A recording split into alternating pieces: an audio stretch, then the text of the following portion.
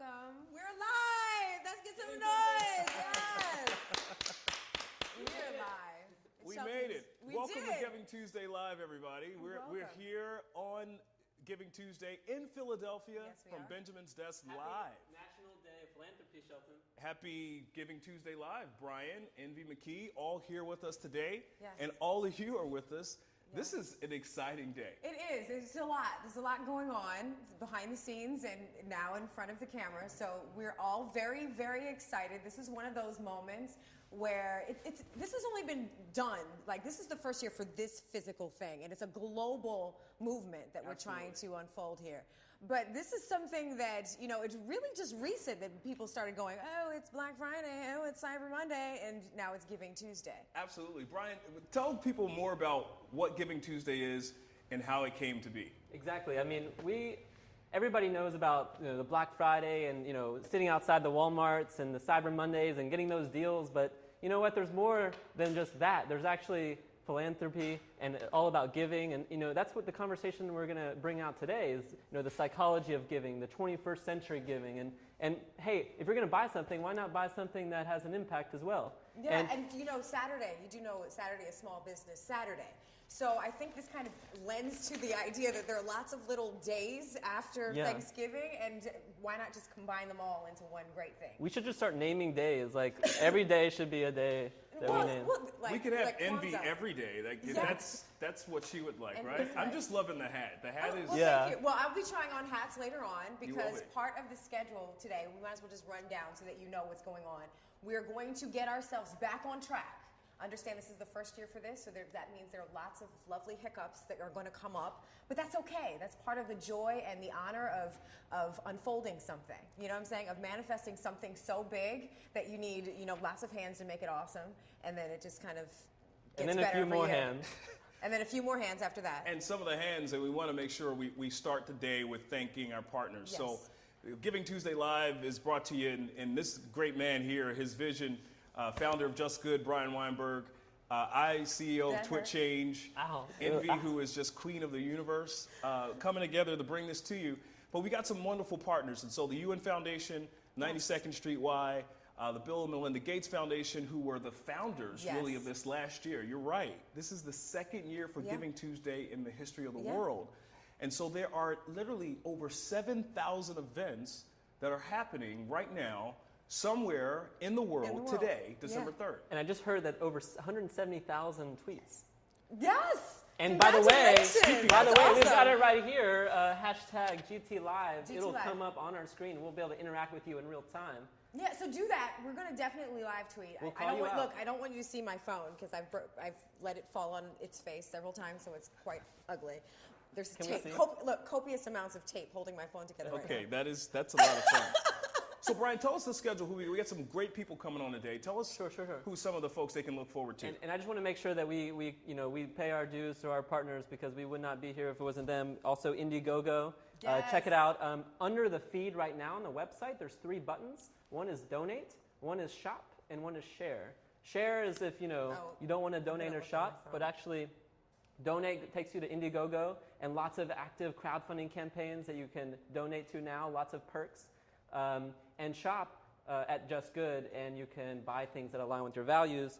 Want to also mention Benjamin's Desk, Venture 51, and Carol Wynn, who did all the design for the website. Looks beautiful. Oh, it does look gorgeous. Right? Check out the website. It's gtlive.com. Yeah, GivingTuesdayLive.org or .com, and it'll take you there. Sorry. GivingTuesdayLive.org or .com. Can you say it slower? Yes. Giving, you want me to spell it? TuesdayLive.org or .com, and the hashtag is GTLive. That's the hashtag when you want to tweet us, or on Facebook. We can get your hashtags on Facebook as well. And of course, we're broadcasting from Philadelphia, Pennsylvania. Yes, we are. Benjamin's Desk. The city of brotherly love. And sisterly affection. And don't at forget Benjamin's sisterly, Desk. Don't forget. Sisterly love? No, sisterly affection. Sisterly affection. I just gave you some. Okay. So here's the deal. So we've got a great day. So here's what we want you to do. We want to make sure that you're on Twitter or you're on Facebook, but Twitter in particular, GT Live, hashtag GT Live is the hashtag. Yes. Go ahead and send us some tweets. You'll see that we've got some of our folks, some of our guests even. We've got Hi, Holly Melody. Robinson, Pete. Hi, Holly. Dave Gloss is tweeting for us. Hi, Look at that. Dave. Dr. Elizabeth Lombardo, say that quickly. Is Dr. gonna join us. Elizabeth Lombardo. And so we want you to join the conversation as well. And we got some special treats. So right below your panel there, your actual Ustream video panel, you can see the schedule today. And we're going to get right to that schedule. Yeah. We've got some great panels. The Aaron Sherinian from the UN Foundation. We've got folks, as you said, from Indiegogo, Prizeo.com, Donately. It's going to be a fantastic day. Tell your friends right now. Go ahead and tweet it out there. I'm interrupting you now. I have to. Yes. Because ladies and gentlemen, there is a shopping section to this. I hate to be the girl to go here. But you have to know that there is a way to be fabulous and fantastic and glamorous and all those things and still be conscious at the same time. And Brian's going to tell us a little bit more about that later on in this broadcast. But I just want you to be aware that you want to get yourself together right now, collect yourself, because proceeds, 15%, correct? 15%. 15% of the proceeds of what you purchase today will go towards the UN Foundation, and that is a big deal. To be conscious and fabulous, that's my bag all day. Just good. All day. I love it. I'm really excited about this. I've already been shopping too. We've got a spoken word artist, a whole group, Flatline Poetry, are coming in. They're going to lay it down for us. So in other words, we've got a full, wonderful day of activity. We're late. And we apologize to all of you. We've literally been up all night making this happen. And my bags probably are going to be large enough to fit a lot of the items of Just Good in them. Oh, he's talking about the bags under his eyes. That's yeah. all right, because I have a hat. There are a couple hats over there that you can wear to cover those bags. Thank you, darling. As you walk down the street. We got some shades, right? No, there are some on the side, but not today. No. So let's do a few housekeeping things, right? Yeah. So here's the rules. There really are none. We want you to share this GT Live out to everyone, and follow us at. You can follow Just Good. JustGood.org is the Twitter handle. You can follow us at TwitChange, at TwitChange. You'll see us on the screen there.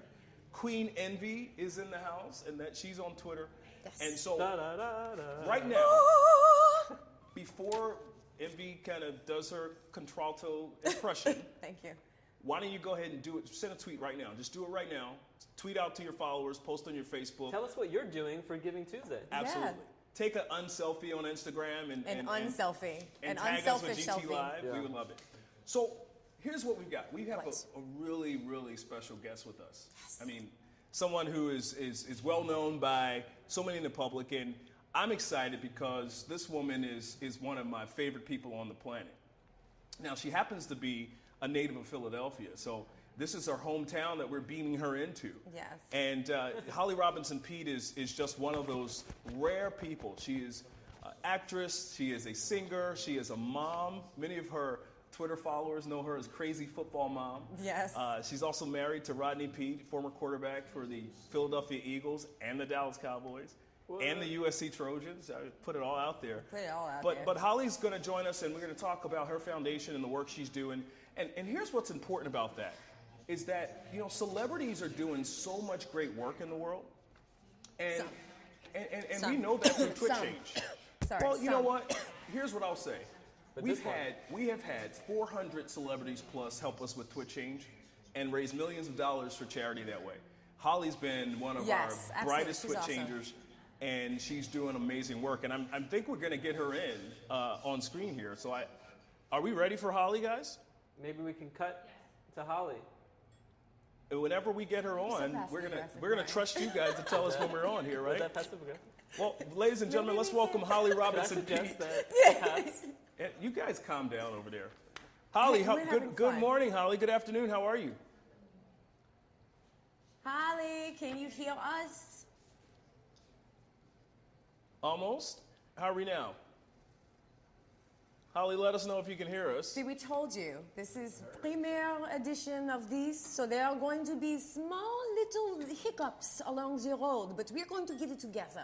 That is my friend. There she is. Can you guys see me? We can hear you, and you loud and clear, and that's so awesome to hear and see you. Woohoo! Ladies and gentlemen, welcome Holly Robinson Peete, yes. live from somewhere in the world, normally from California. Where'd you go? I can't hear you. Because the microphones don't really like Shelton. No. I can't. Hello? The microphones don't really like gorgeous. you. Hey. Look at you, stunning in yellow. Holly can't hear us, guys. I don't hear you. Okay, well, let's get our audio right, and we're going to make sure you can hear us. Well, we're just working on the hiccups. We can tell you. Now I hear some audio. Yes. You hear us. Hi Holly, there. we've got, obviously me, the guy that you just smack upside the head when I don't do right. And then I've got Envy McKee and Brian Weinberg here in the studio with me, and we're happy to have you. Hey, guys. Hi. So- Welcome to Giving Tuesday, live. Happy Giving Tuesday. Yes. So Holly, I was telling the folks about your work in Hollywood. Obviously, people have known the work that you've done and know you right now as like the Carnation Lady, and Yeah, that's right. and that's one of my friends was like, she's the one that serves the carnation to her kids. Crazy football mama on Twitter, all of that. One of the things that's been my passion is trying to help our celebrity friends channel all of their passion and energy into the causes that they care about. Some of them are causes that they've actually founded, like you and Hollyrod. And we want to talk about that, but I really want you to give our listeners, our watchers, our audience, why is a day like Giving Tuesday so important to Holly Robinson Peete? Well, giving is just important to me, Shelton, and I think giving liberates your soul. I think Maya Angelou said it best when she said something to that effect. And then just especially in the middle of all this commercializing of Cyber Mondays and buy something Saturdays and, spend some money Sunday. I mean, it's just, it feels like there's not enough balance in giving back. And that's what philanthropy is, really. It's about the balance of all of the excess that we have and recognizing that we have so much opportunity to do good. Yes. And I really appreciate you using this social media platform because, as we've discussed before, social media used for good can be very, very, very good. Yes. So, listen, this is just one day. It should be once a month that we do this. Yeah. Well, you know what? You heard that from your lips to the world's ears. It should be once a month that we are doing something like this. And frankly, we would love to do this on a regular basis. We just want to make sure that next time we do it, that we actually get some sleep the night before. But you know what, Holly, can I interject? Wouldn't it be wonderful if we were all so conscious that it was integrated so deeply into the fabric of our everything that we didn't have to have a Giving Tuesday, that every day, every moment was that it was integrated into our businesses, it was integrated into our workload, it was integrated into the very fabric of our society, so that Giving Tuesday is irrelevant, like every moment is that. I just think that starts at home. I mean, you got to teach your kids how important giving back is and how important it is to give and how that feels. And I do think there are a lot of corporations that have been really proactive in spreading the word of giving among their teams. I just did an event with Wells Fargo that blew me away, where they essentially, asked everyone to give $1,000. Now that's a lot of money for a teller at a bank. And essentially they raised millions of dollars for different charities. So I think it's out there, and I'm feeling that, like you said, it's being woven into the fabric of society. But I just think we need to do it a little bit more, and it just starts at home. It really starts with teaching our kids how important it is to give back on a regular basis, not once a month, but every day. I mean, I'm so corny when I drop my kids off at school. I'm always saying, do something kind for somebody today to my kids. That no one has to say thank you to you. Just do something nice. Yeah. And they're like, I know, we know, do something nice. But I think it really starts with that kernel of being at home and understanding how important giving is every day. And Holly, I just have to ask. I don't get to interact with people as awesome as you every day. So, what was your decisive moment? Was there a aha moment for you when you realized that, wow, like giving feels good and I want to do it? I do think probably when my father was diagnosed with Parkinson's disease, he was one of the writer and producers of The Cosby Show. It was in the 80s. I was a freshman in college. Everything was lovely. And at 46 years old, he gets diagnosed with young onset Parkinson's. Wow. And it was just such a dark time. You know, there was no Google, no internet, no Michael J. Fox, no Muhammad Ali, no one to really wave the flag of what was Parkinson's disease. And it was just a really hard time. And I think I was feeling sorry for myself, and it was my husband that gave me the aha moment where he's like, we have a platform, you have a big mouth that you can use for good. And we can talk about what's going on with your dad and other families that are experiencing the financial weight of Parkinson's and just get some word out. I think that was my aha moment when my husband was like, stop crying and feeling sorry for yourself, your dad, get up and make a difference. And then that extended later on when we had a child with autism. Yeah. But I think it was my husband. I'm going to give him props. Yeah, nice. props to Rodney, huh? So you know, it's a great segue, and I said as we led into this that, you know, my life revolves around celebrities.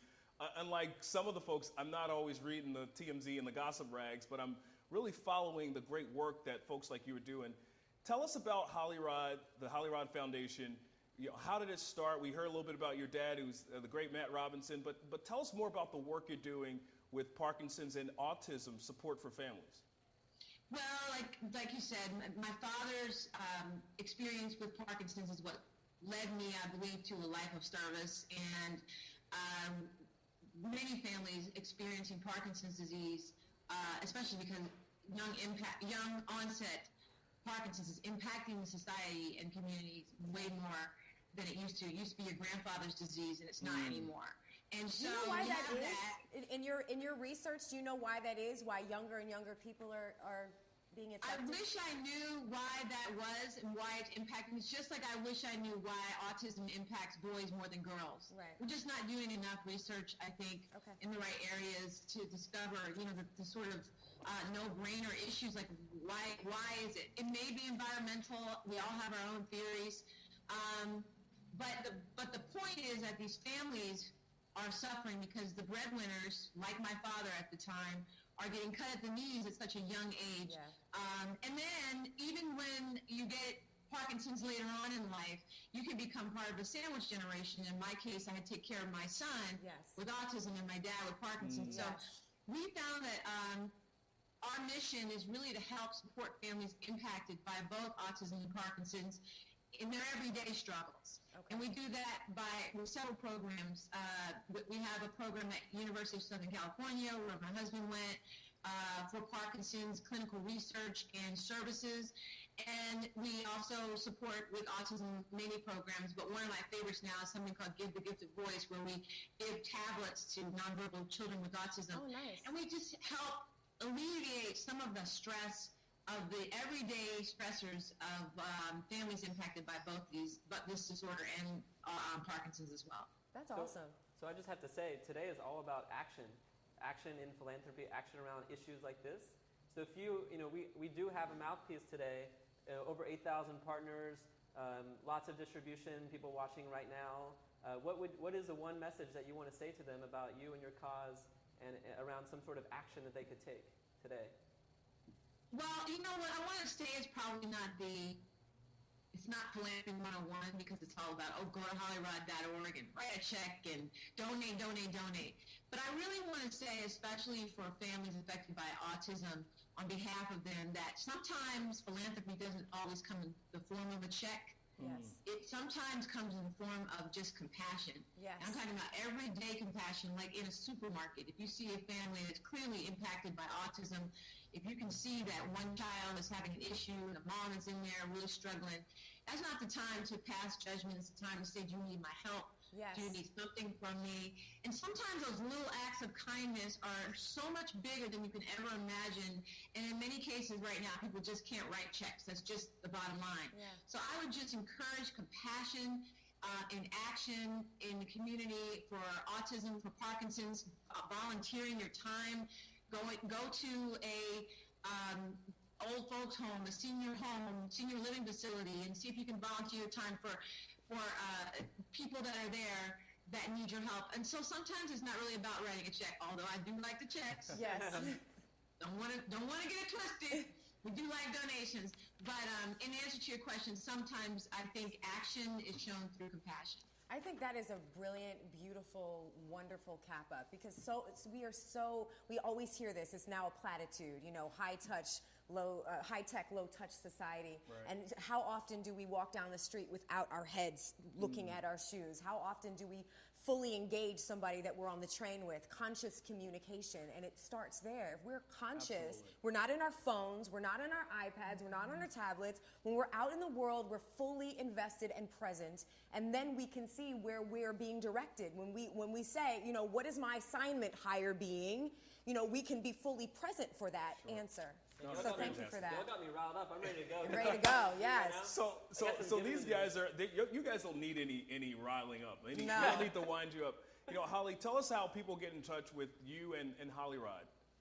Well, you can go to hollyrod.org. That's our website. And I'm always, as you know, on Twitter. And I'm a little bit of a social media aholic. I know, we love that. And Yes. give your Twitter handle out, because we're going to give it out later, but give it out for folks.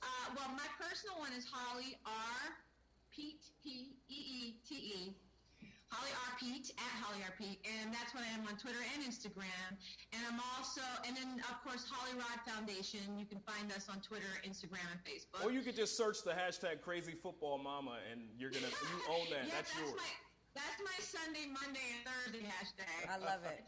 I try to give people a timeline break from football during the week, but yeah, and I'm very easily found, and I really want to just again commend you all for this tremendous opportunity and platform for social good, and I know this is something that we'll continue to do together, and I'm very appreciative on behalf of so many families that really need a voice. So Yes. Thank you. And thank you. Holly, thank you so much. Holly Robinson Pete, live on Giving Tuesday Live. You can follow her at Holly R. Pete on Twitter. Go to hollyrod.org, Yes. for Holly Rod Foundation. And so, Holly, thank you so much. We are Thank so you. grateful to you. And we got a lot of work to Quick do. question. I have to ask you this. How much has your life completely and utterly just transformed since 21 Jump Street? Wait, I didn't hear the last two How words. much has your life completely 100 million% transformed since 21 Jump Street? Oh, since 21 Jump Street. Oh my God, you just took me back to the 80s. Yes. Since, right when 21 Jump Street happened, because it was such an iconic show that was launching a network, I don't know Yes. if y'all remember, that the Fox network Right. was Right. not the one of, American Idol and all that right now. Right. Fox network was Channel 99 and a coat hanger in 1986. Yes. And so 21 Jump Street started a network, essentially, Yes. and it was pretty amazing. I was 21 years old in Canada shooting a show, and it was like another lifetime. But it changed everything. That's and fantastic. I always give props to Stephen J. Cannell, who was the creator of that show, for that move. Well, So, we love everything you're doing, and Yes. so here's what you got to look out for. And we're gonna let you go, get your day going. Holly Robinson Pete, watch for her on Twit Change.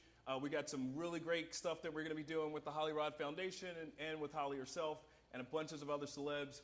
We got Just Good in the house too, so we got to figure out a lot of ways to collaborate and raise a lot of money and a lot of awareness for autism support. And that's what I love what you're doing. You're supporting families at a time that they need it the most. God bless you. Thank you so much for joining us today. Hey, just shout out to my family in Philadelphia. I'll be back soon. We love you, girl. We'll see you Love soon. you. Bye. Bye, guys. Let's give it up. She's amazing, awesome. right? Isn't she awesome? Yes. I love that. I love that. And see, that brings this full circle to this conversation. You saw my eyebrow raise, and I probably had a little twitch when you were talking about, celebrities and giving. Sure. And let's be clear here. I'm the keep it real girl. Everybody's not that. Do you know what I'm saying? No. Everybody's not that. And while we appreciate and we love those that do, we have to also recognize that there's so much more that we can do. And we can't, sugarcoat it and be like, oh yeah, no, because it's not Right. that.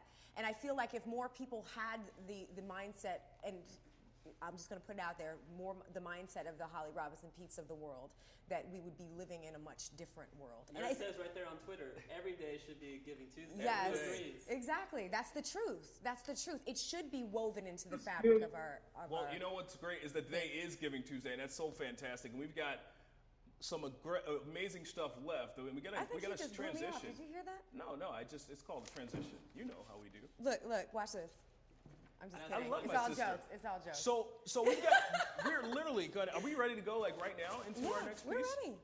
I'm looking at our tech team. I think one of the things that we're doing today is we've got some panels set up, and so our next panel is about the psychology of giving. You know, what goes into the mindset of a Holly Robinson Pete or Brian Weinberg, who leaves he's got to tell a story later, but leaves a career of riches and finances and decides he's going to try to change the world through sustainable goods. I mean, it's awesome. What has Envy McKee decide to wear that baseball cap? Yeah. And there's a science behind that. Excuse me, I'll be right back. Somebody help her. We need all right. That's now, a sneak preview. Wardrobe change. The Just Good fedora. But you were saying about the mindset. Oh, I mean, I'm into psychology. That's one of my things. Like, how do we operate as, what is the human experience, And I think that part of this whole conversation is that as you get to a higher level of consciousness as a person, you start to... He's speaking my language. Okay. I love you. That's why you guys are sitting over there. Si hablamos otro idioma, vas a entender también. He's part Spanish. We're still Est-ce que vous comprenez le français? Let's do it. So to that, as we kind of wait for our setup here, are we ready to go? You guys give me the high sign when we're ready. All right, we'll keep talking. We're ready to go. I can do a soft shoe. Can you guys I play the spoons as well. Can everybody hear us as well? I see a Spencer. I'm not sure if you can see me. This panel, just to introduce, we've got Dr. Elizabeth Lombardo, Dr. L.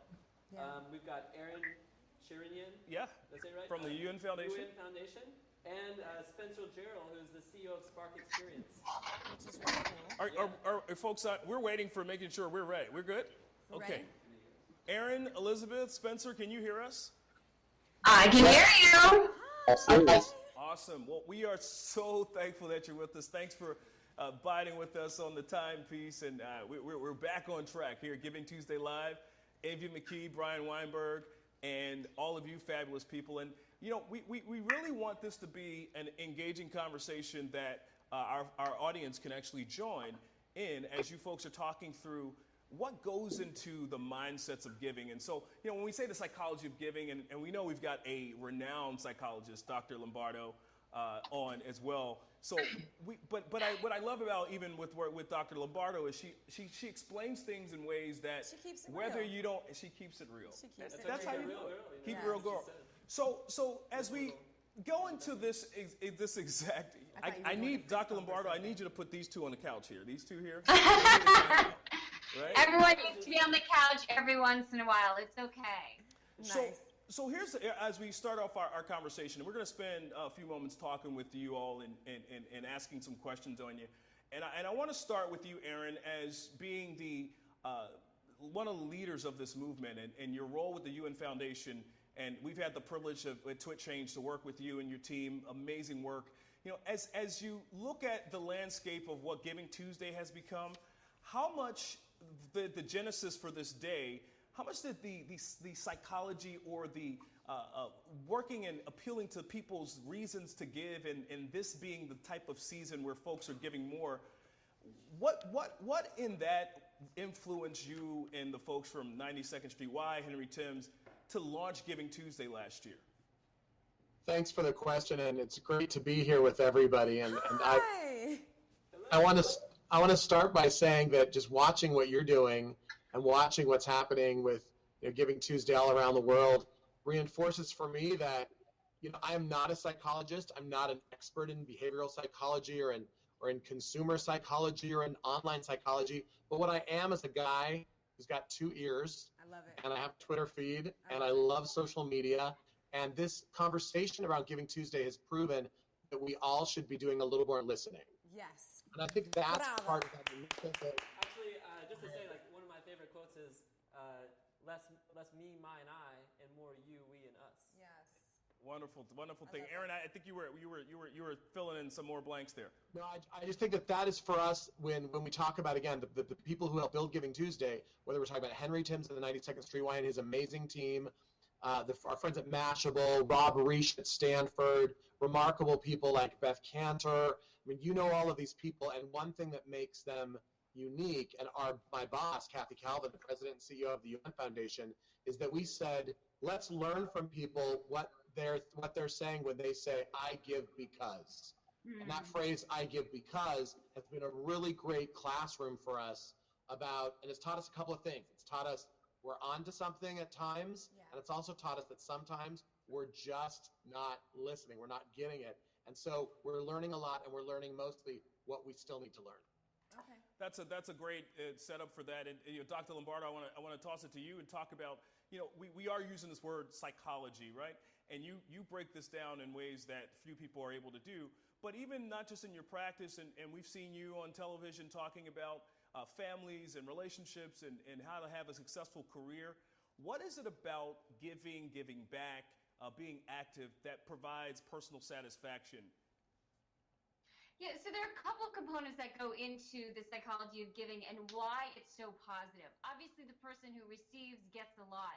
But what we find in the research, when we're looking at brain studies, is people who spend money on themselves, they get kind of that hedonic, that quick high, this is a great, beautiful dress, it's a good chocolate chip cookie, it's here and it's gone. Yeah. But people who spend money on someone else, they get that quick high, but then they have a longer lasting high, if you will, because what happens is this part of our brain that's activated has to do with that social component.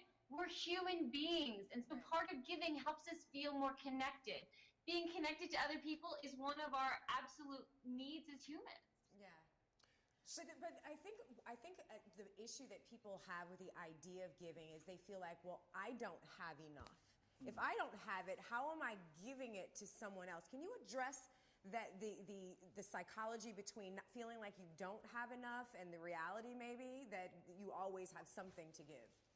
Completely. So two things. One, everyone has something to give. Just lift the corners of your mouth. Right. A smile, absolutely. Giving a smile to someone is a gift of compassion. Yes. It doesn't have to be monetary. The other thing to remember is we tend to be, let's say, very nice, there it is. No, he never smiles. What is that? I never smile, yeah. So, I'd like to cut No, she didn't get to the second part. What's happening? I'm listening. This is deep, conscious listening right here. Right, a true listening. I was going to say, we live in a society where scarcity is so overpowering to us, that notion of we don't have enough. The research shows that when we give, we actually get more. It's not just this idea up here. It's actual research that we find that we actually get more when we give more. Exactly. So you only get to keep what you give away. Exactly. So give, and the thing is, you don't want to give out of a sense of responsibility, oh, I should do this. You want to give from a place of your heart. This is a gift that you have that you want to share with other people. I love it. And she's my new BFF, by the way. Really? Well, let me tell you about my BFF who's about to be next. Spencer Gerald, I had the real pleasure of getting to know him closely. He knows that research backwards and forwards. He doesn't. He's given talks on TED about psychology of giving, and he's really the last 10 years looking at the research and been presenting in different contexts. So, Spencer, welcome. I'm excited to just hear what you have to say because I know it's going to be awesome. Well, I'm thrilled to be here and with such amazing panelists as well. And so thank you so much for inviting me. Spencer? My background in an interest in the psychology of giving stems really from two places. One in my professional side and also in my own personal life and that innate curiosity. On the professional side, Spark Experience is a company where we design websites, apps, campaigns, marketing strategies, social media strategies, but half of the company are PhD cognitive psychologists and behavioral scientists of different types. And so what we do is we study psychology, and we study how people act, behave, and interact. And then we take that knowledge and we apply it to designing things, really anything from the chair you're sitting on to the television screen and Twitter feed behind you, so that we can leverage what we know about human beings and make sure that we're designing accordingly to create motivations. And then through life and personal experience, which I'd love to talk about during the session, that application of psychology really started to be something that I was interested in the giving realm. And what does that mean? And why do people give? And what effect does that have on us? So just the interest in this topic is phenomenal, and I'm excited to be having this great conversation with you all. Any little like droplets of wisdom that you can kind of pass kind of underhand to us right now? We don't need droplets of wisdom. Well, how about a Tuesday. full, we need a tsunami a bucket of wisdom? How about that? of wisdom. Sure. I think that one of the things, and I'm sure that Dr. Lombardo and Aaron can speak to as well, is that giving actually goes to the point of affecting your lifespan. It has a greater effect than physical activity and obesity, even regardless of pre-existing conditions. Really? So giving... This is sort of jumping to the end of the story, but essentially what I'm asserting is that if you give and you make that a habit throughout your life, you'll actually live longer and healthier years. Now that's a huge leap. And so now let's take a step back. That's and I think we can have a conversation around how do we get to that leap. No, go ahead. I want you to finish that point. That's an excellent.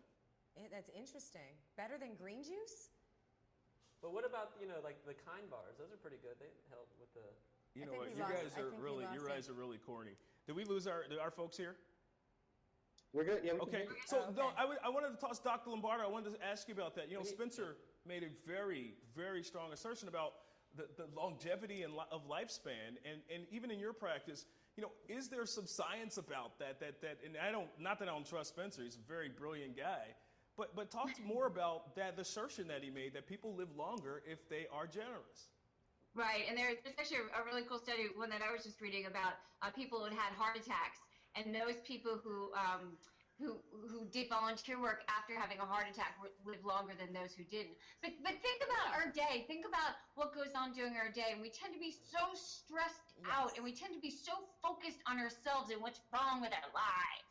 But when we give, that whole mind shift changes, and what we find physiologically is our cortisol, our stress hormone, goes down. That stress hormone makes us fat. It makes us not be able to sleep at night. It makes us eat junk food. It causes all kinds of fat to build up around our belly. So just by reducing that cortisol, such as by giving, it can really help our quality of life as well as how long we live. That's awesome. So you add giving to your repertoire of, say, yoga and meditation and green juice, had to add that. Blended treats, you add giving to that whole repertoire, and then you're just going to live till you're 235. I plan on living forever, so I don't know about you. So you keep giving, and you'll keep living, right? I love that. Hashtag keep giving. Giving is living. Hey, OMG. Aaron, I wanted to ask, you've made it, your career is around philanthropy, and obviously it's more than just giving finances and the work that you're doing at the UN Foundation. Talk to us a little bit about even your journey to get to where you are in a position where pretty much all of your days, every day, are in some way, shape, or form, either directly or indirectly inspiring people to give their best to make the world better.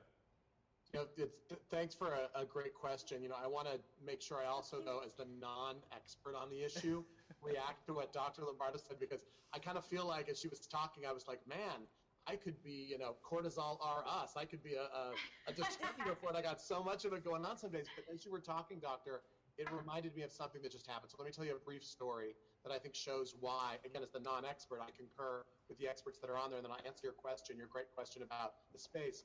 Just this morning, two of my colleagues came into work, two people who work at the UN Foundation. They deal with global causes all day. They're people who know each other. We've worked together for years. And as these two people came up, we have a wall where on Giving Tuesday, we say, I supported this cause on Giving Tuesday. And the one person wrote up there about a cause that matters to her, about women's health, and another person wrote in a cause about protection for animals. And these two women know each other. They work together all the time. But as they looked at each other and they put up their things on the walls, they learned something about one another, and it's something very personal. And I think we know, and I think the experts on the panel will confirm, when we talk about what we give, we are not saying this is something superficial. We're not saying this is something that is abstract. We're saying it's very intimate. It's one of the most intimate things when you give of your money or your time or your voice. So I think that the psychology of giving, also something that I've learned in this movement, is that when people talk about what they care about, it's so much more than putting on an accessory in the morning. It's so much more than putting on a mask. It's really breaking through those barriers. Your question about what it's like to work in this sector, I think, is two things happen. I think it's easy sometimes to forget, again, that when you're talking about philanthropy, you're talking about something that is extremely personal to people. And on the end of the other side, it's sometimes easy to forget that these are urgent needs. Yeah. These are urgent needs for people because we're talking about food and shelter, the environment, health, safety. So one thing that I have seen, and I think it's an important reminder for anyone who works in philanthropy, is to every now and then just take a minute and recognize that your bottom line is a really important bottom line.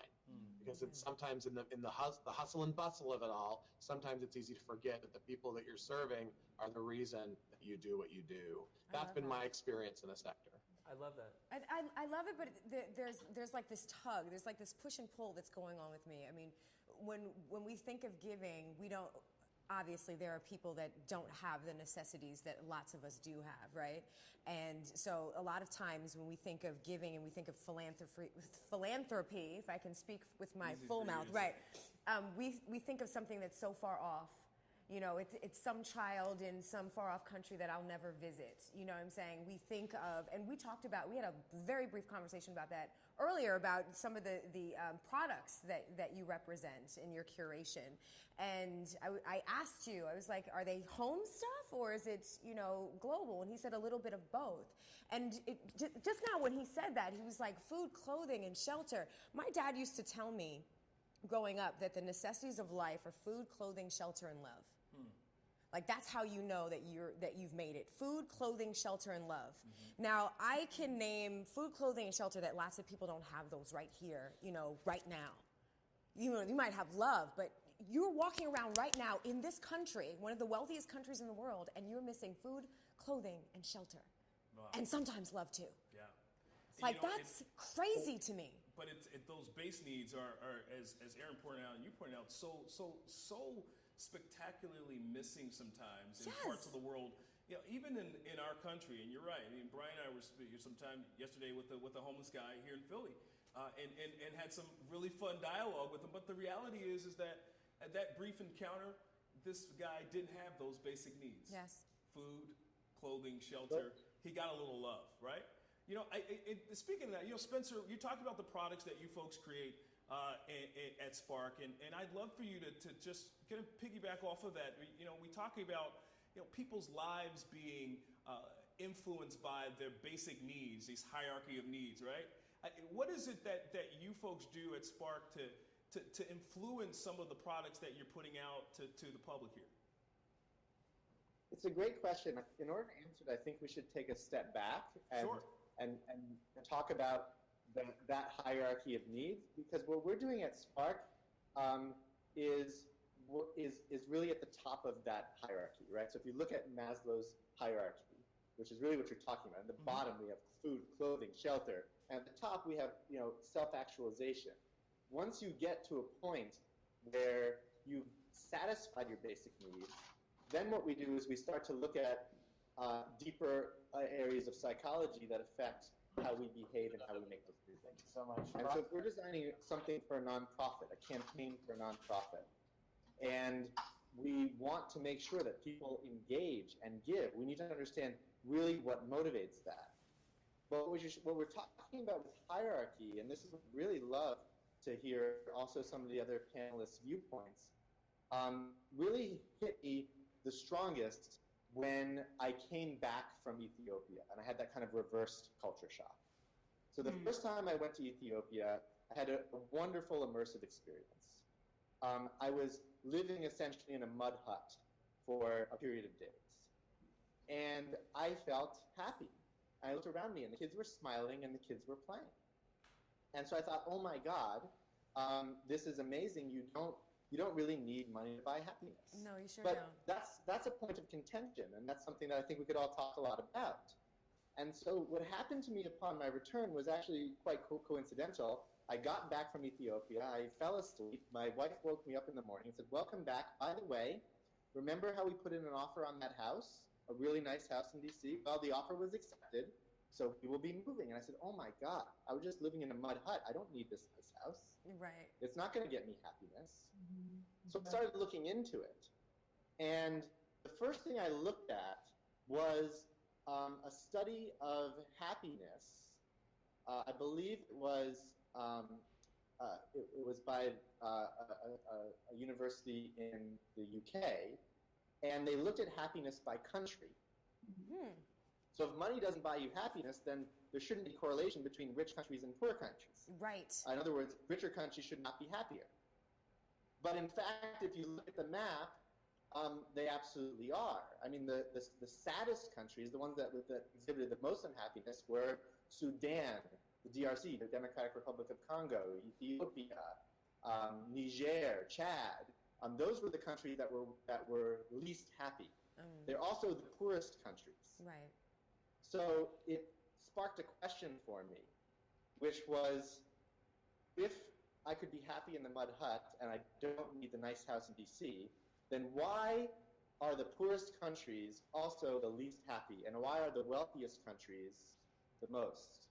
And that was the start of a journey, because it seemed contradictory, or it seemed like there were things that were in contradiction to each other. I think we've touched upon that, but I would love to hear from the other panelists your experience with that, and why you think that could be the case. Dr. Lombardo, why don't you take that on?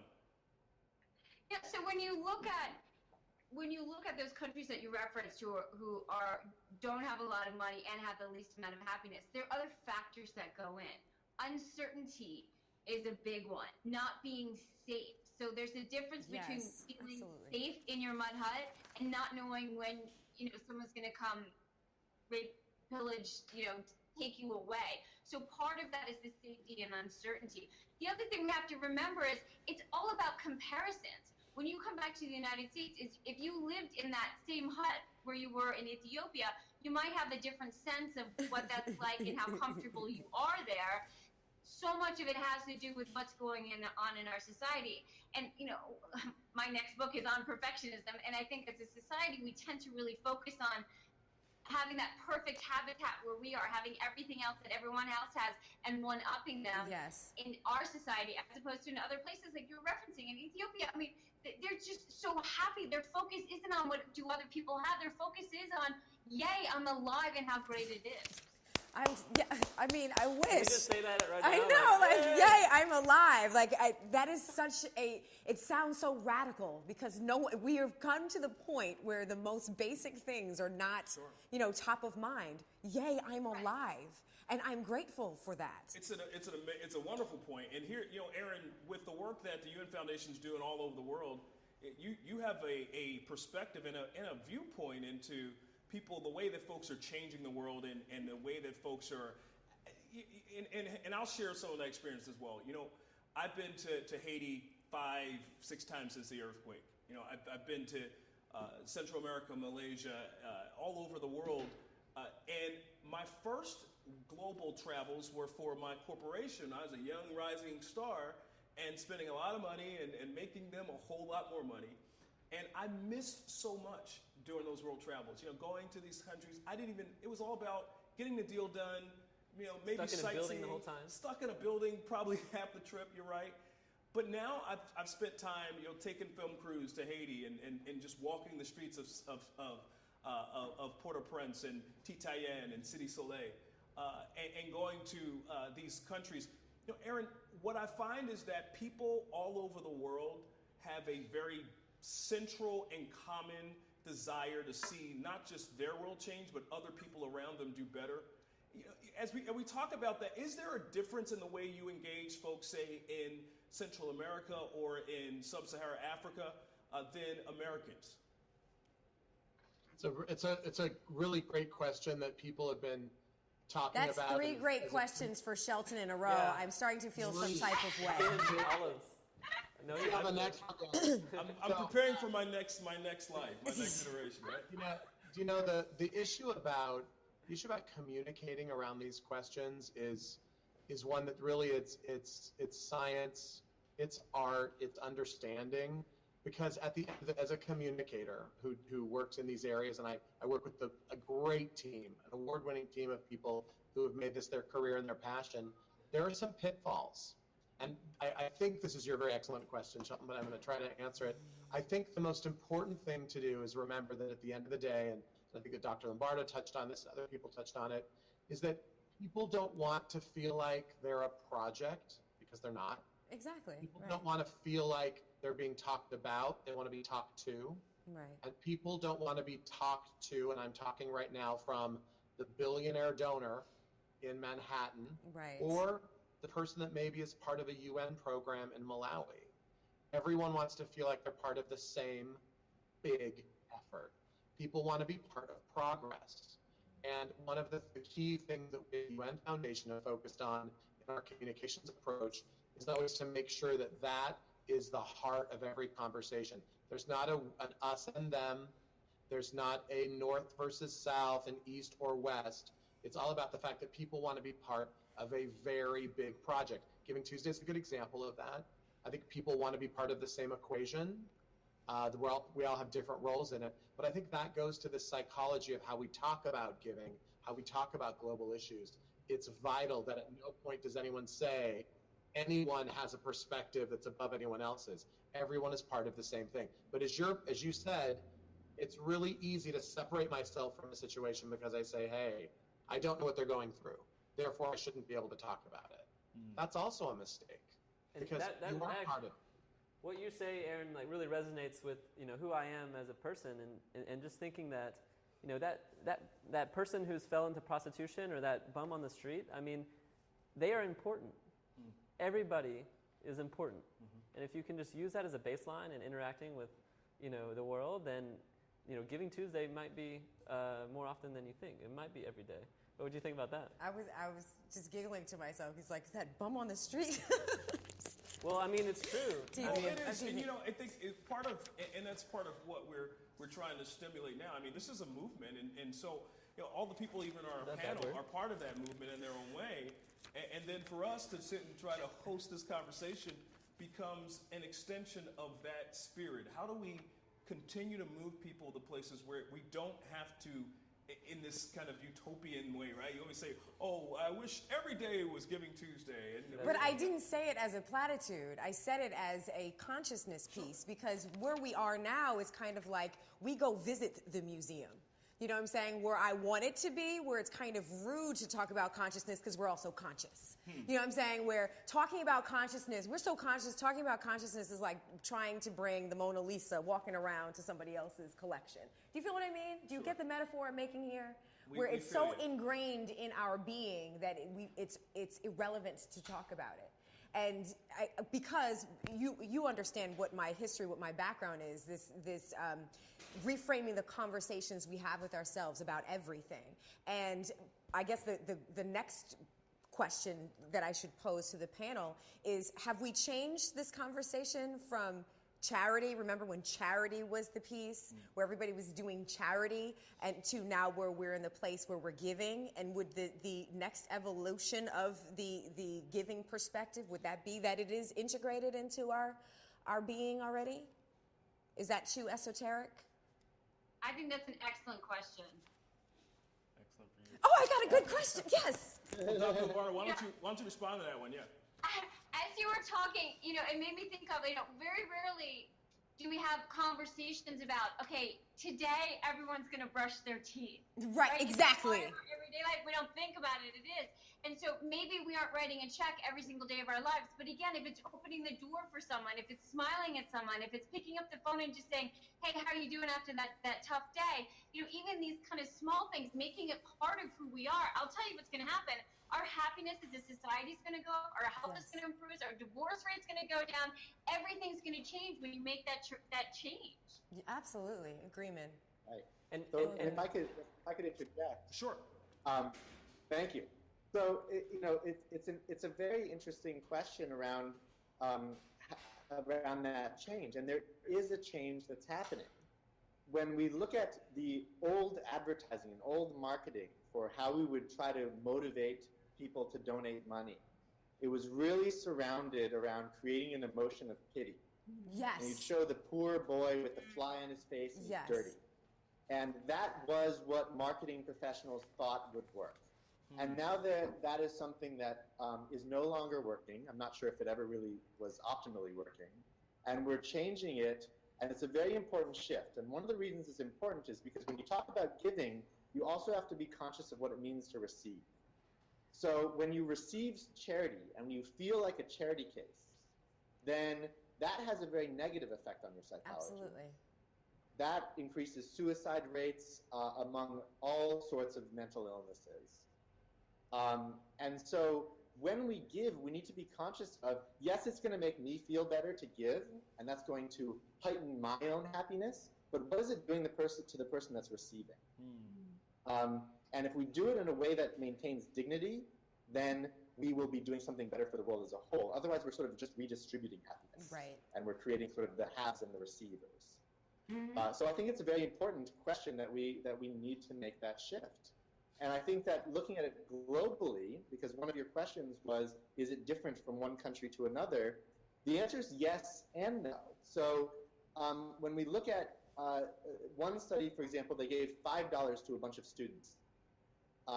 And they said, go spend this on someone else, or go spend it on yourself. The people who spend it on someone else increase their happiness. In the U.S., what did they buy for $5 and give to someone else? Just guess. Something from Five Below. What do you think people got each other? Flowers. No, for Starbucks. For $5? That's like a Starbucks. Yeah, people would go to Starbucks and they'd give somebody else a coffee. Right? And that was the most common thing by far. Starbucks? What was different when they did this in areas in the developing world and in poorer regions is that the same effect was demonstrated, but it was even more powerful because they weren't giving a Starbucks, which has only a fleeting effect, except for the caffeine stays with you for a while. They were giving things like malaria medication. And so it had a much bigger... Wow, and so when we look at those countries and we look at why poorer countries are still less happy, it has to do with the threshold. It has to do with that hierarchy of needs. People in poorer countries are still dealing with the basics. We're now, a certain segment of our society anyway is moving beyond the basics and looking for some things that actually increase. And so I think that one of the running themes is, what do we do for ourselves? We try to eat healthy, we try to work out, and we should also give every day. It should be part of your routine. We smile at people, we give compliments, give someone a ride, we donate to a charity, and that's part of your life every day. That's where it will have a strong effect. I have a question. I have a question for both of the doctors. Now, I don't know where I heard this. I'm not a doctor. That's all Lombardo.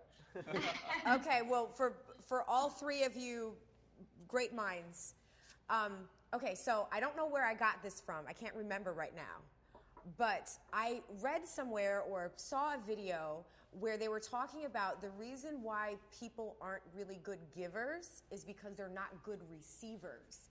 Can you talk for a minute about, that whole depletion thing, like we become martyrs. Oh, I just gave my last dollar, whatever it is. Can you talk about, the correlation between giving and being a good receiver of a compliment? Of, how many people when you say, oh my God, I love you, oh girl, that's been 13 years old or whatever, like people can't take a compliment. They cannot say thank you without, a whole bunch of, I was about to cuss. You know what I'm saying? Like, can you talk about giving and receiving as a balanced proposition and go? Oh man, I know I didn't do that.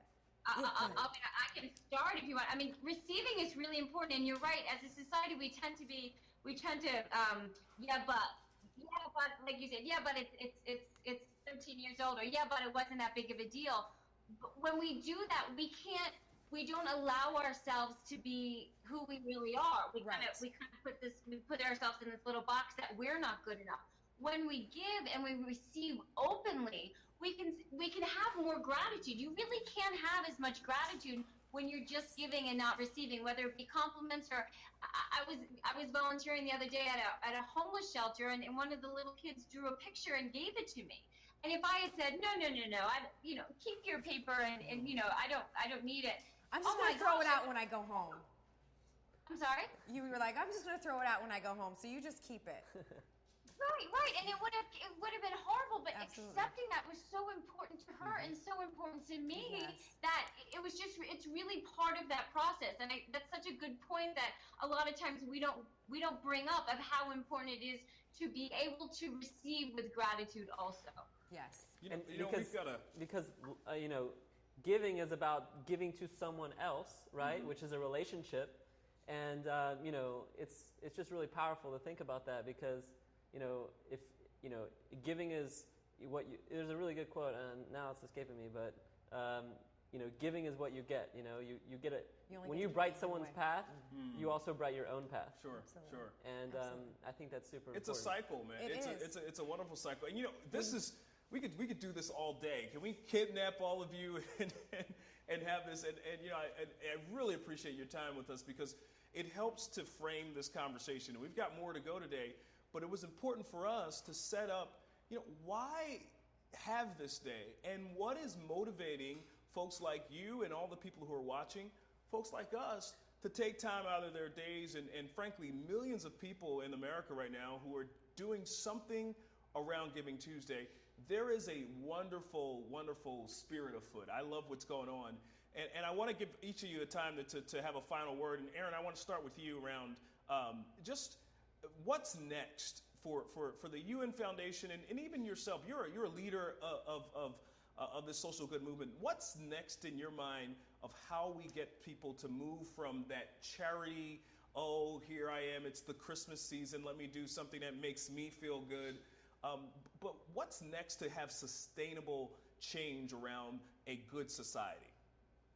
So I think the conversation you were having was about how we're moving from the conversation around charity to change. Yes. And I think that we all on this panel agree and understand that. I think that what's next for Giving Tuesday is the same thing that's what's next for the conversation around women and girls and helping to alleviate poverty and helping to protect the environment. And that is that when we talk about movements and we talk about causes and we talk about issues, everyone has to feel like they own everyone else's movement. And everyone has to feel like they own all of that. So we do not fill our own cups. Absolutely. That's what's next. That's what Well what done.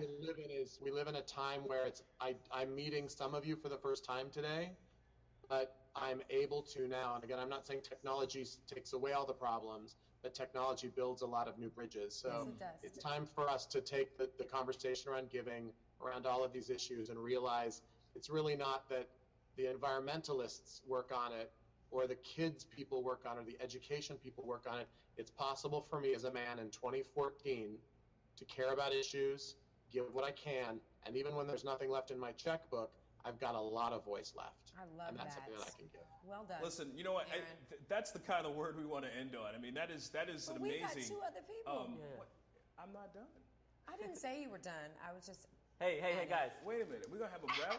Wait a minute. This is We're talking about giving here, not about fighting. Okay. But from that issue, and when I say that spirit of what Aaron has put out for us, Spencer, I'd love for you to chime in about just some final thoughts around what you're doing with Spark Experience and even for our conversation. And then we're going to have Dr. Lombardo, who is our resident psychologist. My new BFF. Give us a closing comment that'll take us out of this segment. Thank you very much, everybody. Thank you for clarifying. Spencer. Great, thank you. So I think that what needs to happen in our society is an evolution of how we feel about giving and what giving means. Yes. So it does start with the fact of what Brian said. There is a relationship in giving. If there's giving, there's also receiving. So we need to be able to receive gracefully as well. Yes. So oftentimes what happens at the dinner table for me when I try to pay for dinner, so no, and then you do that little dance. Eventually you just say, you know what, it's actually going to add happiness to my life if you let me do this. And actually accept that, right? And internalize and acknowledge the fact that giving is something which is in part selfish. You're doing it because it makes you happier, and that's an okay reason to do it. It happens to be a damn good reason to do it. But I think that there's an evolution. So, and let's not just make this up. In 2013, if we go back to the 1100s, a great rabbinic scholar, Maimonides, created 8 levels of hierarchy of giving, starting with the person who gave because they felt like they were compelled and forced. And then it kept going up. And then at the top level, you start changing the way you give into that idea of teach a man to fish, right? So that you no longer need to give because that person won't need you anymore. And let go of your ego because you want them to not need you anymore.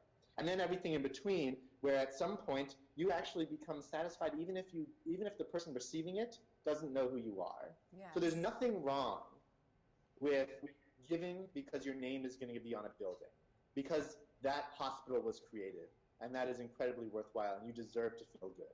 Start there. But as you evolve, find ways to heighten your own sense of what type of pleasure giving brings to you by getting deeper and doing it for stronger internal intrinsic motivations that you may not yet be in touch with, but will come with practice. I'm getting from Spencer that the idea is it doesn't matter how you come to this conversation, just as long as you have it. That's a great point. Dr. Lombardo, give us a way to just kind of wrap us up here with your amazing way of shaping psychology and the way people think. Yeah, so when I start working with clients, the first thing I have them do is get on an exercise program and do some kind of giving back. And if you do those two things, you don't need people like me. That's how powerful this is. That's it? That's the secret? That's all. What I really recommend is that people find an organization, a group, a person about which they're passionate.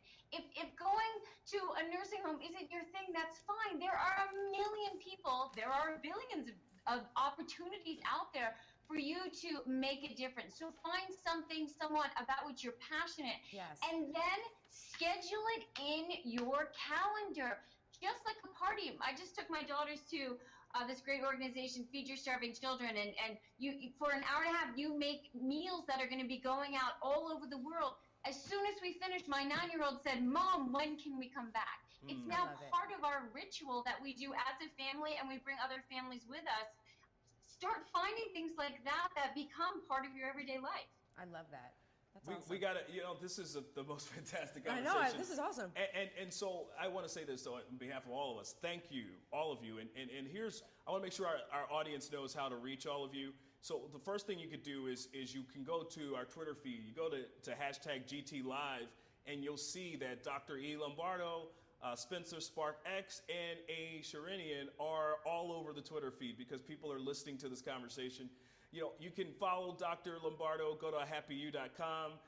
Aaron Sharinian is at unfoundation.org, and Spencer is at Gerald at sparkexperience.com. Folks, I would love to talk to you all day, but we got to let you go. Can we just do that? Wait, we are late for spoken word. Yeah, we are late, and we've got to wrap up. So thank you so much. And thank you for giving and leading us in this amazing movement to make the world better. Thank you, Aaron. Thank you, Dr. L. Thank you, Spencer. Have a good day on Giving Tuesday. Yes. So let me do some housekeeping. So we're running. That conversation was so awesome that really we just was. had to keep it going. So for people to understand, we're going to finish our full schedule today. We get ourselves back on track. We've got amazing things coming up for you. Again, go to the Twitter feed. You see, it's going and going and going. Can we just pick something out? Can we pick something? Here, let's grab somebody up here. Look. All right, global giving. If you give and you make it a habit throughout your life, you'll live longer, healthier years. And what you'll see is that Plus Social Good. Let's really thank them for what they're doing. Plus Social Good is live tweeting, and we're using their Google Plus account as well. And we're on Plus Social Good. You can we watch click us on that selfie? If you're all. What the F is an unselfie? Y'all know what unselfie? Oh wait, yes. By the way, because I think that was me. That was like, what is an unselfie? Yeah, I didn't know what it was, but apparently, I bet Shelton, he's probably done a selfie once. Well, thank you. Plus Social I bet you Good. I have it. Actually, I'm not that absorbed by myself. I'm just kidding. Really? You want to say that on a live stream? Let's look at your phone. We don't Look have at my anything. Instagram. There's no selfies. Well, basically, an unselfie is talking about, maybe just hold up something that you're doing for Giving Tuesday. I've known Shelton for many years. There are so many things that I could say right now that I'm just not going to. And you will not. I'm just not going to. And that's being a very good co-host. I just wanted to give you guys, for those of you who are just tuning in, welcome to Giving Tuesday Live. Hey, you. We are here at Benjamin's desk. I was going to say Jacob's in closet. Philadelphia, PA. Jacob's closet. Benjamin and Jacob are brothers. Well, he's got a desk and a closet. Can that work out? I mean, while we're at it, let's follow Mule's table, right? Malachi. Yeah, okay. So what's so awesome about Giving Tuesday is that this entire, from noon, which we've already accomplished, till 3 o'clock, we are having a marvelous set of discussions and spoken word performances and even shopping. Yes, shopping. We're all rallying around this idea that the Tuesday after Thanksgiving, it's only been 2 years in the this is the second annual. The second annual Giving Tuesday. And who was it? There were lots of different organizations that wanted to do Giving Tuesday. Yes, Indiegogo, UN Foundation, Twit Change, Just Good, Carol Wynn, Designing, Plus Social Good, Benjamin's Desk, Venture 51. And don't forget that the Bill and Melinda Gates Foundation also started it. Yes, they started it. Started it with 92nd Street Y. And by the way, also don't forget, right below this feed right now on the website, donate, goes to Indiegogo, lots of crowdfunding campaigns, shop. Just Good, every single purchase goes 15% to the UN Foundation, which is awesome, and has an impact too. And then share, because if you don't want to donate, and you can still give by sharing, because that's what this is all about. Lots of ways to give. So I just wanted to tell you what's coming up, and just a few moments, we are going to be introduced to Lisa Piercy from Flatline Poetry. And so we can't wait for that, but I want to also let you know that there is a holiday impact gift show and tell, because we let's be clear here. We have 2 weeks before Christmas or whatever other Kwanzaa, I don't know, Aphrodisia Day. There are lots of things that people celebrate. He's looking at me like, what is that? I'm just seeing myself that just tweeted, and I didn't do that. I don't know how you. That's awesome. The magic of Brian Weinberg. He has so many great people. This is all his people. When you're a real celebrity in the social good world, you got people. So Brian's got people. I would like to borrow some of your people. So here's what. So to your point, we got more coming. So coming up, and what? We'll just say now. within the hour. Coming up within the hour, we're going to give you some great conscious gift ideas from Brian's curation company. Can I call it that? Yeah, sure. Yeah. Call it whatever you want. So, and when I tell you, like, I had a chance earlier You're to the new spokesperson for I am. I'm wearing a hat, by the way. I'm wearing one of the hats, and when I tell you some of this stuff is, all of the stuff is fabulous. It's all conscious. It all goes to a fabulous cause. Tom's Shoes has truly changed the business model in the kinds of goods. You're giving it all away. I'm not giving it away, but I'm just saying. I'm getting people excited to make sure that they stay tuned in. The long tease. Yes, the long tease. Stay tuned in, because you do not want to miss that. Okay. Absolutely. Well, let's make sure we go to we've got our next person on, and I know she's amazing. Brian, tell us more about our artist spotlight today. So I actually first heard Lisa perform at Opportunity Collaboration, which is a 5-day poverty alleviation for delegates all working to really give their lives to changing the world. And she got up there, and I was just like, whoa, like who is that? And so I'm lucky enough to have called her up last minute, literally last minute, and she said, I'm ready to rock for Giving Tuesday Live, and I just know when you give people rope, they do beautiful things with it, and so I'm excited to introduce her and her group. Yay! And she's gonna. Well, hold that thought, because I have to change my hat. You have to change your hat? All right. Can you get me one too? Yes. I don't have a hat. Or Shelton. Do you want to wear a hat? We all got to wear hats, all right? We're going to wear hats for this segment. Here, you can wear this one. This one, it doesn't Because it's match, Flatline right? Poetry. Flatline Poetry. We're like in the house. Cool. We got our hats on. Can you approve or disapprove? Okay, I'm good with that. Yeah, thank you. But I don't want it. No, I like it like this. Oh, so, yeah, you're cool. I'm cool. All right. So, she's going to perform, and then she's going to tell us a little bit about what that really means. And then she may even bring some of her other team members in to perform again. And share again. So let's see it. All right. So right now, introducing Lisa Piercy from Flatline Poetry. Can you hear us? Can you hear me? Yes. Hi. Hi, Lisa. So I'm actually here with my team. I'm gonna shift this so you can see them. Hello. Wow. Yes. So that's my team. I think that when Brian asked me to do this a few days ago, and I thought about how I was going to enter this conversation or whatever, I actually thought back to the Opportunity Collaboration where we first met. And someone who I really admire and respect who's there every year actually put together a group and asked us all why we do what we do. And I realized that I was actually really lucky to kind of grow up in a household that talked about giving from second one of kind of when I was born and my entire life. But then when I entered my adult life, I had to figure out what that meant for myself. So I actually teach spoken word poetry with a nonprofit organization in Boston called Mission Safe. I work with youth in Roxbury and in Charlestown. And when I started teaching, something that became very true very quickly is something that I think all teachers will say, which is you can try and teach your students, but you learn more from your students than you can ever teach them. I love it. And I had that teachable moment last year when the Boston Marathon bombing happened in Boston.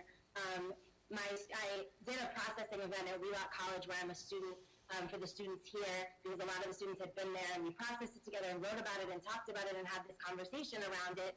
And I walked into my classroom expecting to do the same thing with my students, and they gave me like a huge reality check. So this poem, I'm going to actually stand and spit this poem for you guys, but this poem is about sort of the reality that my students gave me when I walked in, like ready to, process the marathon bombing with them. So it's called Fireworks, and I'm just going to get up and do it for y'all really quick. Thank you. All right, drum roll, please. Yes. All right. So this is called Fireworks. I sat quiet. Felt cold ripple through hallways, saw anger tossed out like tissues, remembered September's first class. How inside those four walls, my students bit back truth, choked down painful words, and chewed curses. With laughter, their pens hesitated. Mouths repeated lyrics, ears had digested. They were so timid then, but now they are never anxious, always testing, expecting the Monday when I no longer show up, because let's face it, they tell me, that's what you people do this class. I'd start with a smile and leave with a headache. I swore I would never abandon them, but then someone put bombs in our streets, lit up the sky, and made death sound like fireworks. Then I found myself unable to be with them. Then I yearned for my four walls, for my classroom headaches, for those young faces that I knew would have something to say about all this. When I got there, they didn't need me. These barely past puberty pillars stood angry, said, violence happens every day for us, said, it plays out on the stages of front porches, street corners, school hallways, said, stop. We don't want to hear about the Boston Marathon bombing, said, we don't want to talk about the Boston Marathon bombing, said, we don't want to write about your Boston Marathon bombing, said, stop. I sat still, wishing I could give 2 hours of freedom in one poetry class in that moment. I no longer cared about bombs sounding like fireworks, for theirs is an entire past of fireworks. I stopped trying to process and heal and started to listen. As they wrote of the uncle taken, brother dead, father absent, wounds lips with singing alcohol tongue, the only lesson learned was how to make a drink without too many parts rum, and I realized that as this city cried tragedy, my students looked out their windows and saw peace. Because that day Boston suffered, they lived for one moment on the safer streets, and when their eyes say thank you to a bomber, I wonder, why isn't this city telling stories, having its candlelit vigils all year round? I walked back to my college that day, ears open, eyes wide, fear real, stared into a splintered mirror, recognized the million lessons I have yet to learn, tried to care as adult pens, scribbled with the painful Monday that took their safety, tried to care about women to be unsafe for the first time. These people, I thought, are safe already. And already safety shouldn't be happenstance, shouldn't be lucky, should be always. I want to keep everyone safe. I can't keep everyone safe. I'll try to keep everyone safe. I'll keep my students safe for 2 hours of every poetry class. And if you use your ears and try to listen, then maybe this is how we start giving back. Wow. Well done. Chills, tears. Oh my goodness. I feel like I should snap. I have on the right hat now. Just amazing. Yes, Amazing. Well that's the done. culture Snaps. of it all. Tell us, we've got an opportunity here to just kind of, interpret more about what you're saying and the real message that kind of came from, that creation. Yeah, I think for me, and in thinking about this conversation, I think that what I wanted to add to it is the fact that I think step one, my students taught me that step one is listening. We can talk about giving, we can show up and say like, hi, I want to give something, I want to help, I want to do all this work, but at the end of the day, like, If you're not listening to the people that you're trying to help, you're not going to do any helping. Because I walked into my classroom ready to process with them something that I thought had affected them, and they wanted to write about the stuff that they've been writing all year long, and they wanted somebody to listen to that, and not to tell them what mattered to them, but to listen to what mattered to them. And I think that for me, in this community in Boston that I've been so blessed to enter, in this spoken word community in Boston, there's so many organizations that are doing that work here about listening to young people, and I think that's where like helping starts is with listening. And if you guys will let me for 1 minute and 30 seconds bring up my group, we actually have a poem that I think reflects that a little bit. So Flatline, y'all wanna? Yeah, let's see Flatline. And Flatline, come up again for what is the website and Twitter for Flatline? Oh, we don't use Twitter as Flatline. We use Facebook. I know, we're behind the times.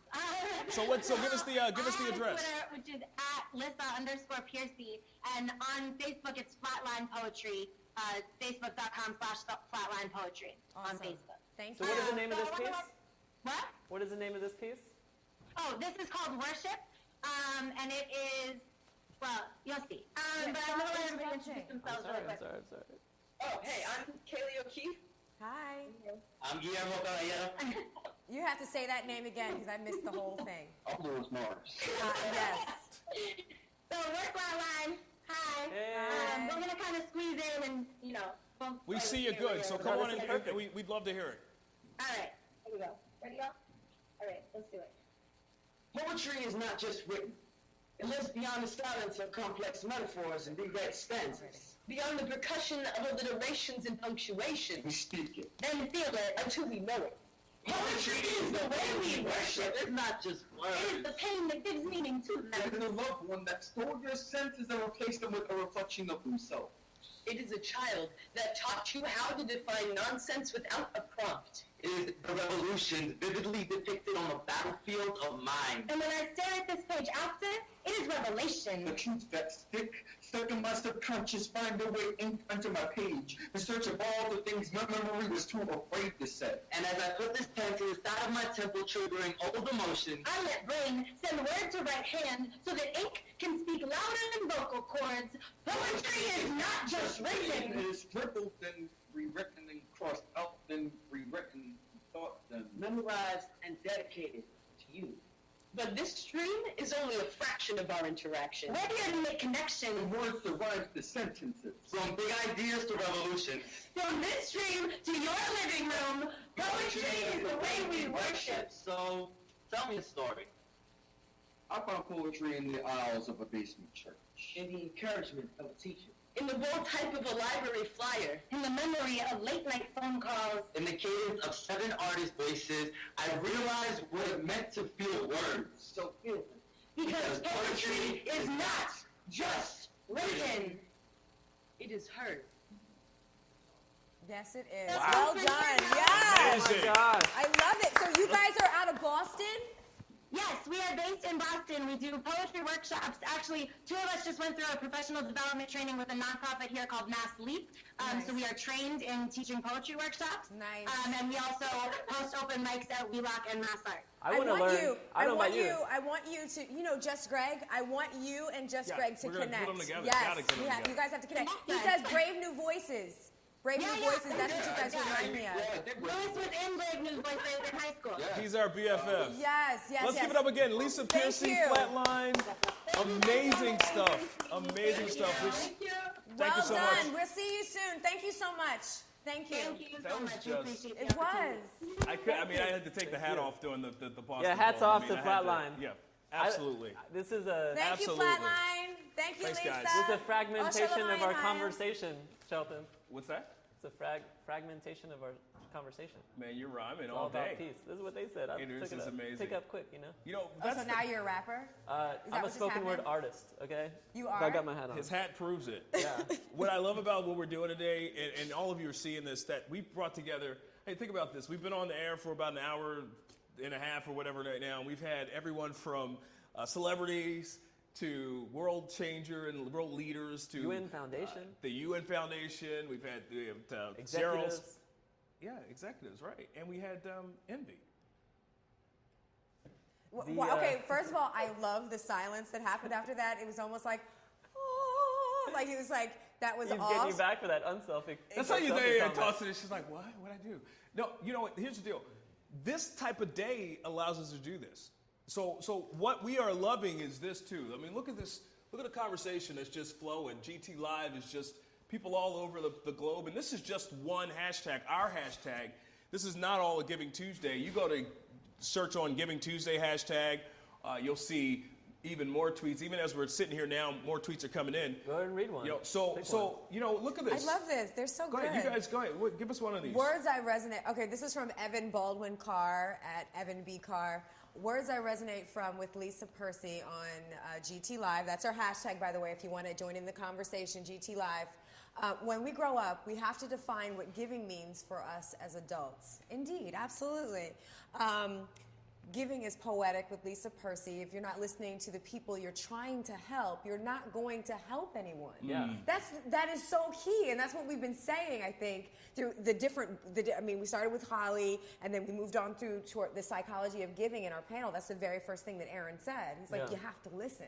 Yeah. Because what are you giving? Like, how do you know someone's needs if you're not listening to what they're telling you their needs are? Put your ears to the ground. How about that? So we got something really fun and special coming up, right? So we're going to make a transition. Here's what we have. We've got this holiday show and tell, really. This is going to be, and I'm going to call them out there. Home Shopping Network, QVC, have nothing on us right now. No. We've got right here live from Benjamin's desk in Philly, we're going to have Just Good. Brian Weinberg, founder, is going to show us. It's just good. It's all just good. Yeah. So here's what we're going to do. We're going to take a really quick break. We don't want you to go anywhere. Okay. He's like, but great. We've got to, we're telling our tech team. So great. what we'd love for you to do is to get up on your social media and tell people to come on and join the broadcast. Yeah. We're going to come back in like 5 minutes. No, seriously. No, very seriously. Do you see this? We'll We do can the follow showcase. you. We know. Hold on. No, I'm not even going to tease it. And then after that, we've got a awesome panel, 21st Century Giving. I am What's gonna tease trending it. with that? We've got some folks coming on like Indiegogo, Prizeo, Donately, all will be on with us as MV is the center of attention always. So, folks, keep it locked right here. We're going to go back, let you have a break. We'll take a break. We'll change. I'll put a what's in new. my purse? Maybe I can get a new hat. Can I get a new hat? Yeah, I think that you're. Yes. Oh, I Little can floppy. fit my broken iPhone in it. Giving Tuesday Live, GT Live. Join the Tell everybody. conversation. We'll be right back. Hashtag GT Live. Are you on a logo? Okay, then let's just be quick. Yeah, let's make this quick. I was wondering when I was.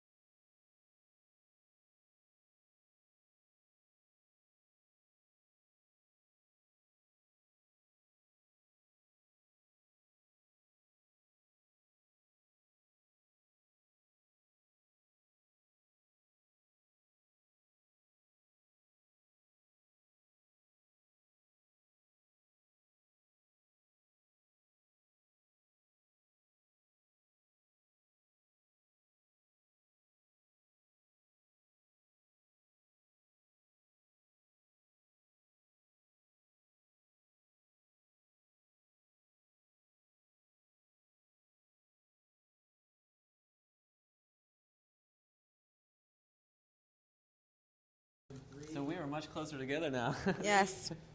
Let's do it again. Alrighty. We are much closer together. We moved things around. Can I do it now? Welcome back to Giving Tuesday Live. My name is GT Live. Hashtag GT Live. My name is Envy McKee. This is Shelton Mercer. We have Brian Weinberg here. We are doing some awesome stuff. This is the holiday season, as we are all familiar with. You know, after Christmas happens, after Thanksgiving happens, after you're full, and you know Hanukkah, all of that stuff. Thanksgiving. So now you know we're full speed ahead to Christmas and Kwanzaa and whatever else you celebrate. And you say so Aphrodisia one more time. Okay. Well, my book is. Yeah. What is that one from Seinfeld? It's the one with the pole. Festivus for the rest of us. Festivus. I don't know who in here celebrates Festivus. I don't they know might about want to buy places something with for poles, Festivus. but okay. Yeah. You never keeping it clean, but bum. Okay, so what you're looking at right here, these are all really just good. Like, have you ever heard of products that not only look great, but they're actually great for the world? Like, that's just good. Yeah. And it happens to be your company, Brian. Yeah, I'm excited. We're only launched for, less than a month. And Really? Yeah. We're just coming out of the gates right now. I mean, Tom's Shoes really kind of broke past the idea that, a company can have a deeper mission and it can have a leader who brings it all together, and they can care about their stakeholders, meaning they can, for example, this watch plants a fruit tree in Haiti. Every time you buy one, it's made out of upcycled wood. So I want you to go slow, because as you're talking about this stuff, I want to be able to have it so that people can see what it is. Okay. So what you're looking at here, these are 100% natural wood, and the company is WeWood. WeWood, which is really cool. And these are all wood watches. Are you getting close? I love watches. But wait. Let's tell more. Hold on a second. Before we show the products, I always got to mix things up. Brian, there's a lot more to this story about Just Good. Let's set up for people, because this is so important. We're going to show them all these gifts that they can have. Can you guys set up while I'm showing the Are you going to show watch? a watch? Because you're just defiant. That's what MVP Defiant. does. Did you hear that word, Defiant. ladies, that he used? Defiant. Wow. Did you hear that? Hashtag defiant. Hashtag defiant. Who's going to be defiant? Who else? But Brian, talk to us. Envy plays with those watches there. Talk a little bit more about what compelled you to start this company. Great question. That's 4 great questions for That's Shelton today. That's actually 6. I'm counting? 6 great. Six He's great keeping tabs.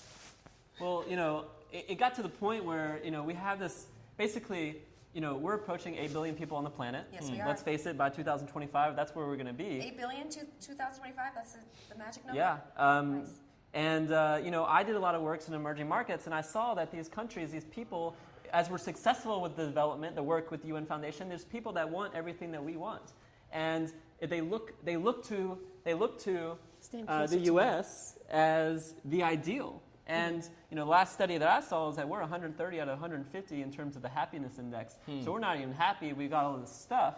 And so I thought, if everyone else starts to live like the way we live in the U.S., then we're going to use up our resources of our planet. It's actually be 3 to 5 planets worth of resources. So we need to build a new conversation. Yes. We need to build a conversation about the modern lifestyle. And I'm not saying that we all need to wear knee-high boots and matching Star Trek uniforms, but we do need to be a little bit more intentional. Which actually might be cute in 2025. Yeah, it might be the thing. We're not there yet. At some point, we're going to say, you know what? No fashion, just wear the matching. We'll take burgundy. Yeah, that'll be our color. we have so much stuff already on this planet. We can repurpose the things that we have, right? Very We don't true. have to chop down any more trees. We can repurpose the wood that we're already wasted. You know what I'm saying? We can do other things with what we have already. Exactly. And make them serve a purpose. And there's a shift that's happening in business right now. It's conscious capitalism. The CEO of Whole Foods, who's actually working with us, they have an Indiegogo camp. You can check that out. A Conscious Venture Lab. I love it. Out of Maryland. And the idea is that every single company here has a deeper purpose.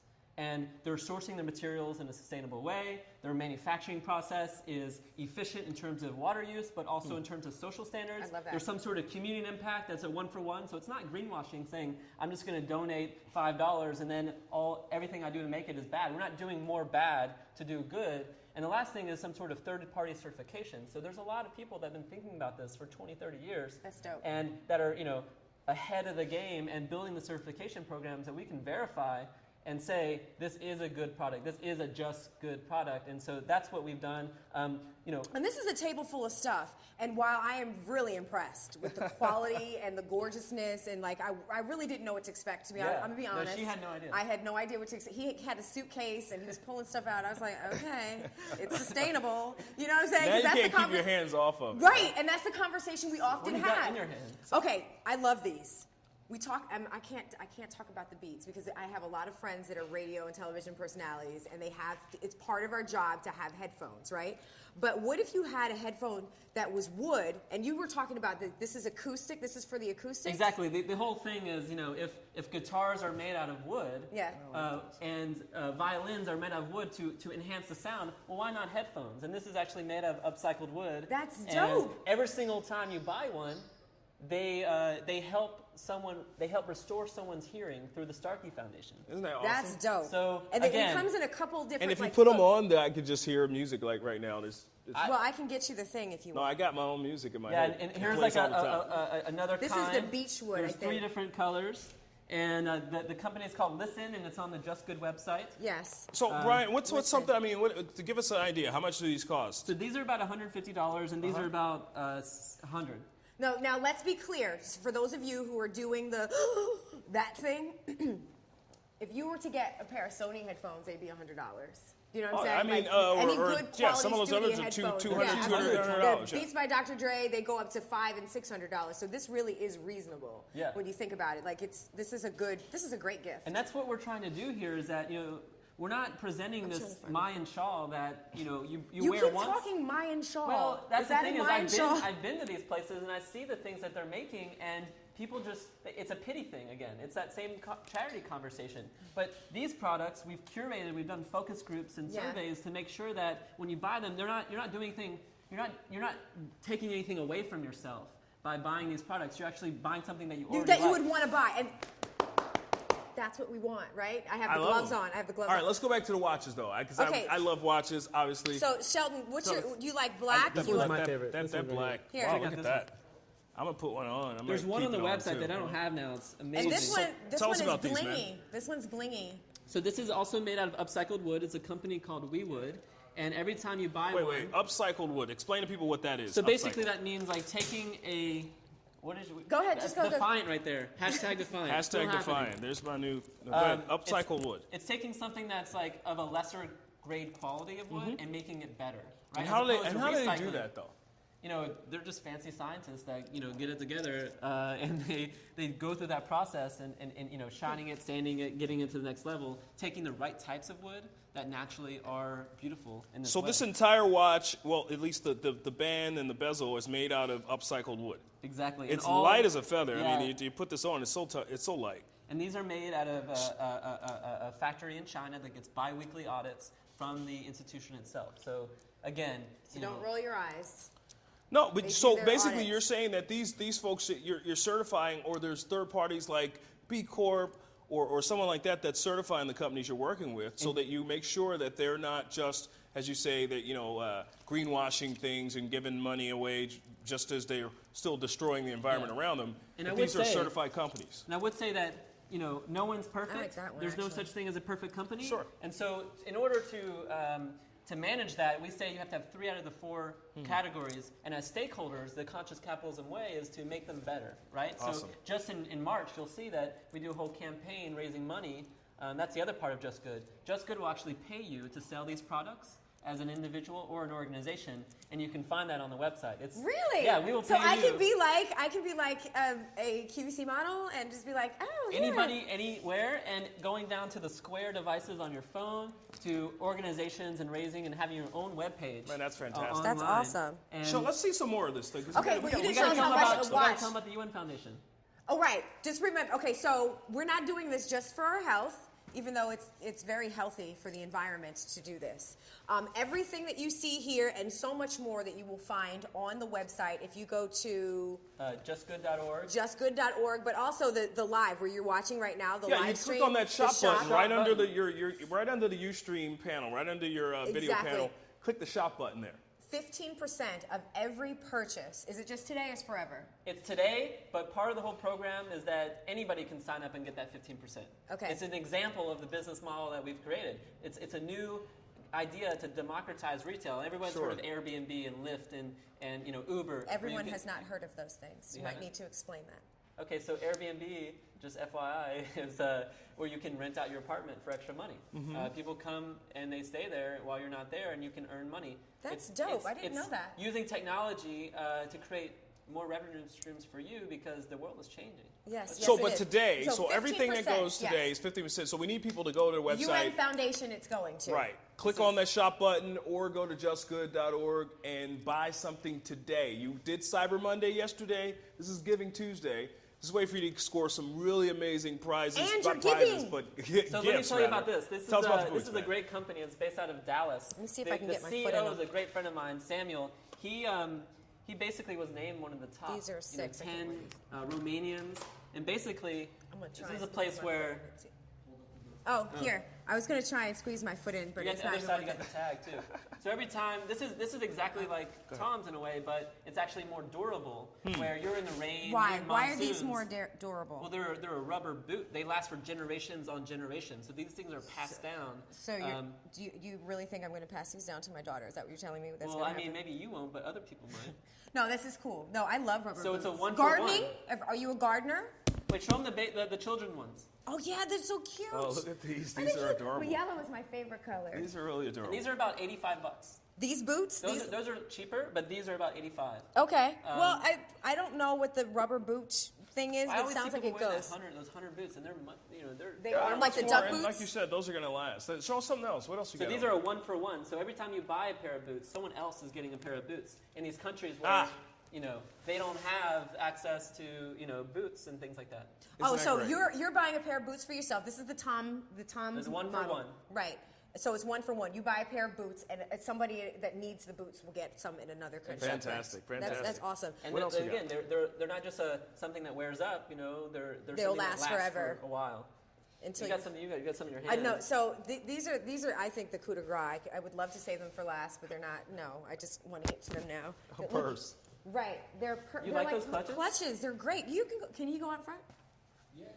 Yeah. So, this is a company called Seco Designs. Yes, look at the fringe. And they do lots of other stuff, but we just fell in love with these clutches, and they're made in Uganda. Yeah? Nice. By, basically, there's a situation between high school and college that exposes young women to very vulnerable, risky society. Basically, what they're doing is they're hiring them and training them to make things. That's awesome. In Africa. Love to hear that. And the way that works is they take they match 50% of their income in a scholarship fund, and they're able to ensure that they're able to get to college, right? So they're making sure that they're empowering women, which is what this is all about. This is great. Making stuff that people want to buy. Now this is leather. It is leather. Okay, is it up-level leather? Like some people are... So this is one of the things where, people got to... It's not a perfect storm. A lot of them are organic materials, especially this one, but sometimes in Africa it's hard to source those types of things. So that's part of what the Just Good approach is they've got 3 out of the 4 criteria, and we're trying to get them to that next level. And let's be real. I mean, you want to appeal to a wide audience, and we want to make sure that, folks of all lifestyles can get gifts that are going to do something that's going to be a different type of product than they would buy from a regular retail store. Okay, and what... This is United by Blue. There's a little logo right here. It's on the Just Good site. This is mine. Shelton has bought this for me. Really? Yes. And you Brian know what? didn't pay me enough today. And it goes so flawlessly where you can just put my book, the Stellar Trilogy, right on in here when you're shopping. I love that. Shameless plug. That was my book, the Stellar Trilogy. It's awesome. It's Just Good. So we got a bag. Here's the impact of this bag. Every time you buy one, you're removing a pound of trash from the world's oceans and waterways. So amazing, man. So amazing. And okay, there's and floating, the scarves. There's floating trash in the ocean that dumps are larger in the than ocean. States. Yeah. Now, is this from like the oil companies and all of that They stuff? actually go themselves and start picking up trash.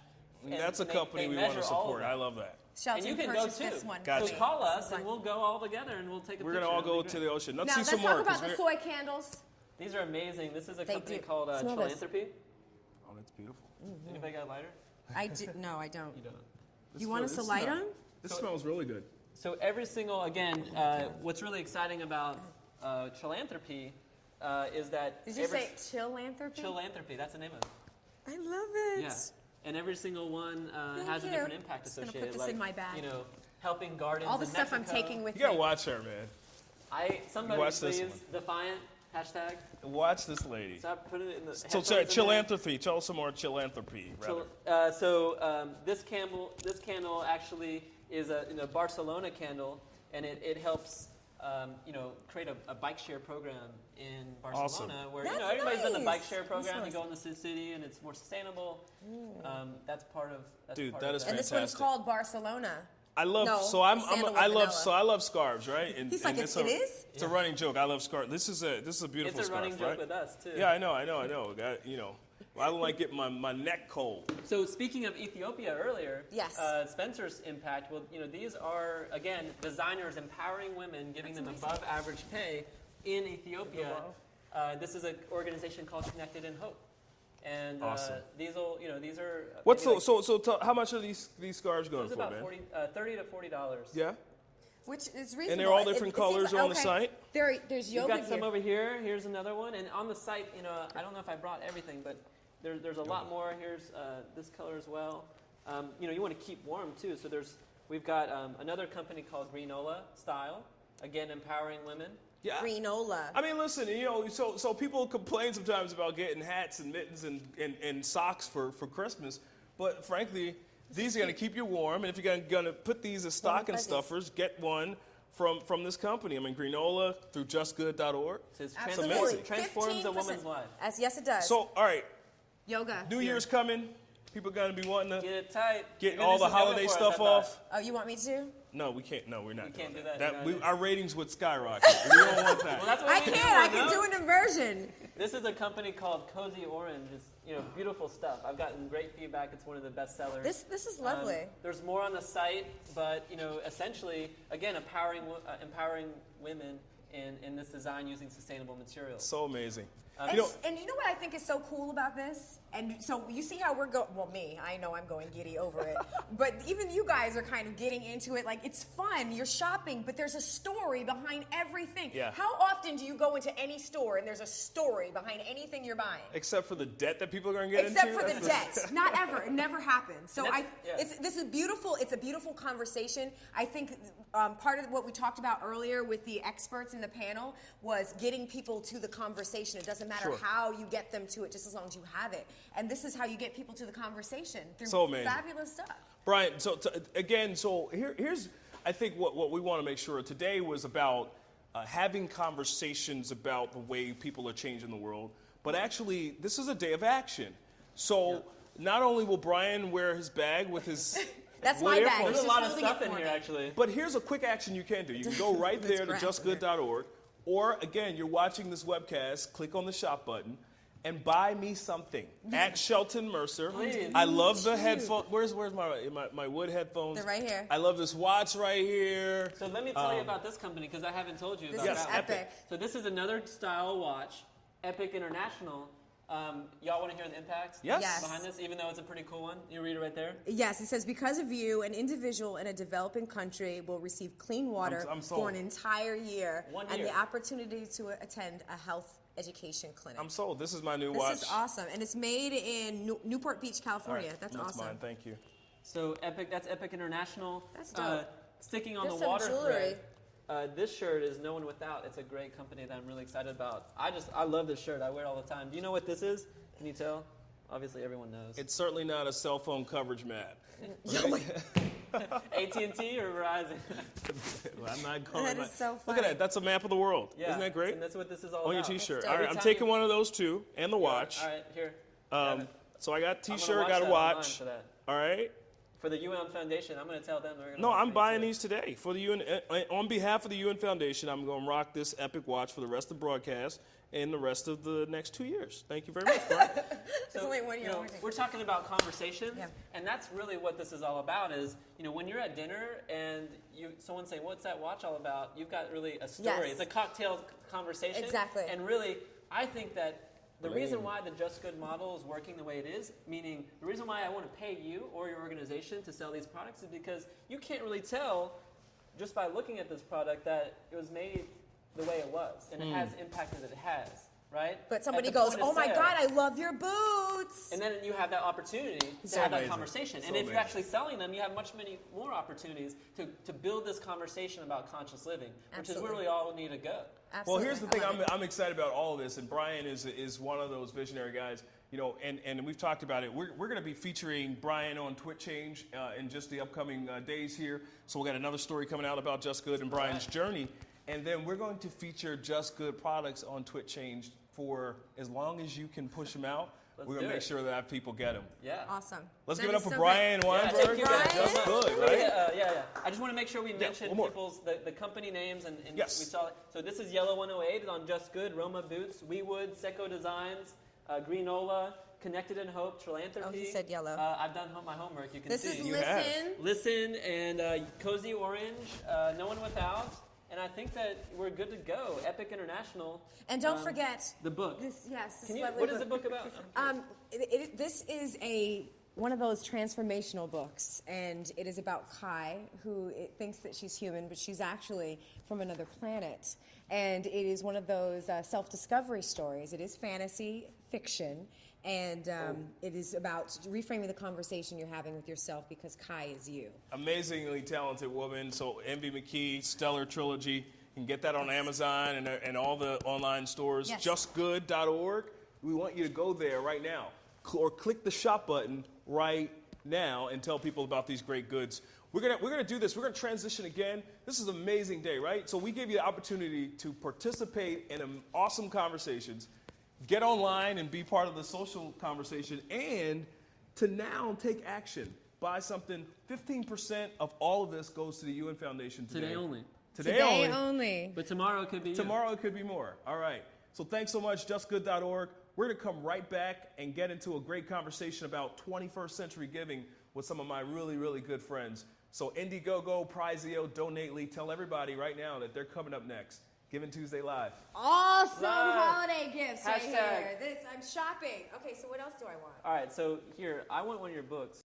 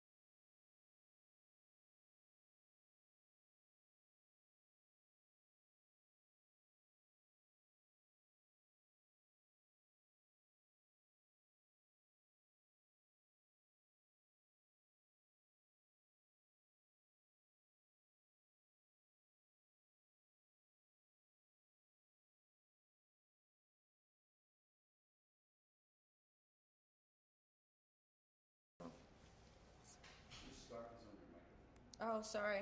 Hey, we're right back. Giving Tuesday live from Philadelphia, Benjamin's desk, my hometown, her hometown. I'm ready to get a hoagie. It's not my hometown. And Brian's adopted hometown. We've adopted Brian. That's what we've done. Where are you from? From Dallas. Are you really? Yeah. You don't seem like you're from Dallas. Well, you don't seem like you're from Philly. Well, I'm not. I'm from Bucks County, so there. Bam. Kids, stop it. It's been an amazing day, guys. This is I'm so giddy right now because this is, you see my epic watch I'm flashing? No, your right? watch is My bling? awesome. And I have my warm and fuzzies on. I got some headphones. So here's where we've kind of gone, and thank you for those who've joined the broadcast for us.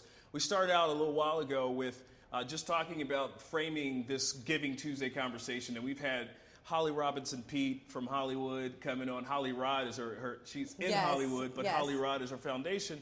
She's talking about the celebrity passion and how she's leveraged her celebrity to do amazing things for autism and Parkinson's support.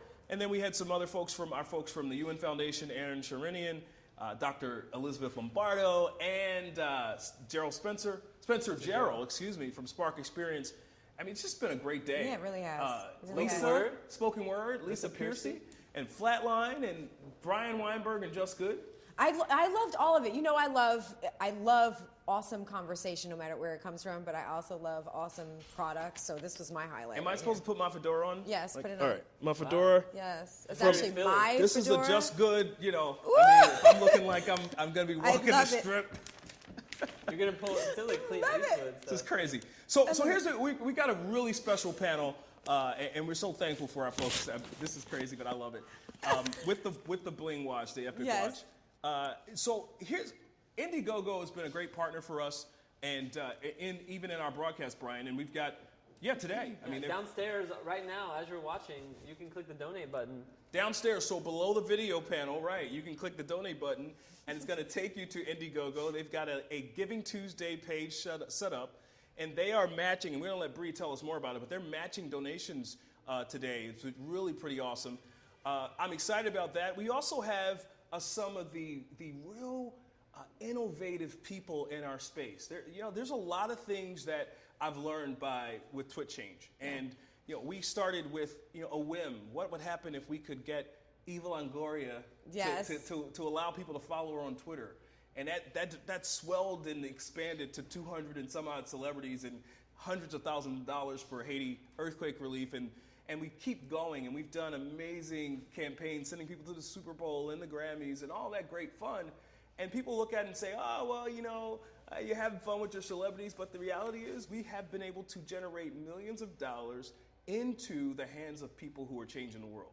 And so our next panel is What's Trending, 21st Century Giving. Nice. Hashtag trending, right? Is that what it is? It is a hashtag. It is. What's hashtag trending with 21st Century Giving? So I think this kind of piggybacks on the conversation we had earlier. It's a perfect segue, building block, if you will, because we talked about, the charity piece and how we evolve from charity to actual, living that consciousness.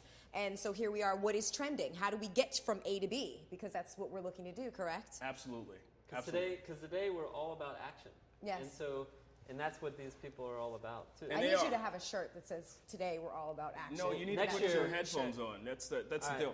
Here, folks, and I apologize to our panelists. We're rocking justgood.org brand stuff today. 15% of what's bought today actually goes to the UN Foundation, and this is an amazing company. I want to introduce our panelists. For our next panel, we have some awesome people. From Indiegogo, we have... Bree. What, you didn't have this about? Oh, okay. Brianna Di Giammarino. You got it right. We want to get her name just right. Oh, he was looking at me to say your last name. It's because it's phonetic. We've got Bree from Indiegogo. We've got Bobby here from Prizeo, representing Prizeo, new online charity raffle. They're like a real brother to us. We love what they're doing. And then we've got, who else on our paper here? We have Leo Segal and Javon Van... Oh. Gronasian. Exactly. Gronasian, is that right? He's going to fix it for us. He is creative director for 50 and 50 and also for Donately. Welcome, folks, to the panel, What's Trending, 21st Century Giving. Hi. Thanks, guys. Is it Gronasian? Thanks for having us. Is it Gronasian? So Javon, you got to help Envy pronounce your name properly. And the rest of America. It's not easy. I figured it'd be a pretty easy read. No, it's Javin Van Groningen. Oh my God, it's Groningen, and here I am, Van Groningen, and he's like, no, it's Van Groningen. So here's what's and I'd love to start with Bree. You start the conversation as we talk about what's trending. As we said, Indiegogo has been an awesome partner for us for this event, for this Giving Tuesday Live. And you folks are doing something really special. So I want to give you an opportunity to talk about what Indiegogo is doing with Giving Tuesday, and then we'll jump into some more conversation with the guys. Great. Thank you so much. Well, Indiegogo is thrilled to be part of Giving Tuesday and this initiative, and particularly honored to be joining you on Giving Tuesday Live. So thank you so much for having us. Thank you for being here. Indiegogo, just as a quick overview, is the world's largest global crowdfunding platform, meaning that we enable anyone to post a campaign for anything from anywhere in the world. And we help those people to achieve their dreams by running their campaigns. We do now have campaign owners and contributors from 196 countries and territories. We've facilitated millions of dollars through the site, have millions of people who come to the site every week, and have supported 150,000 campaigns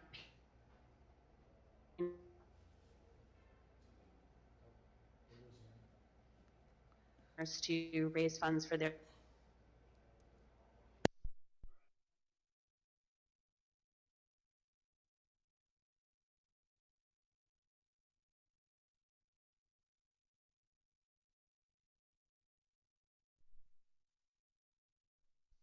Are we down? Can we hear now?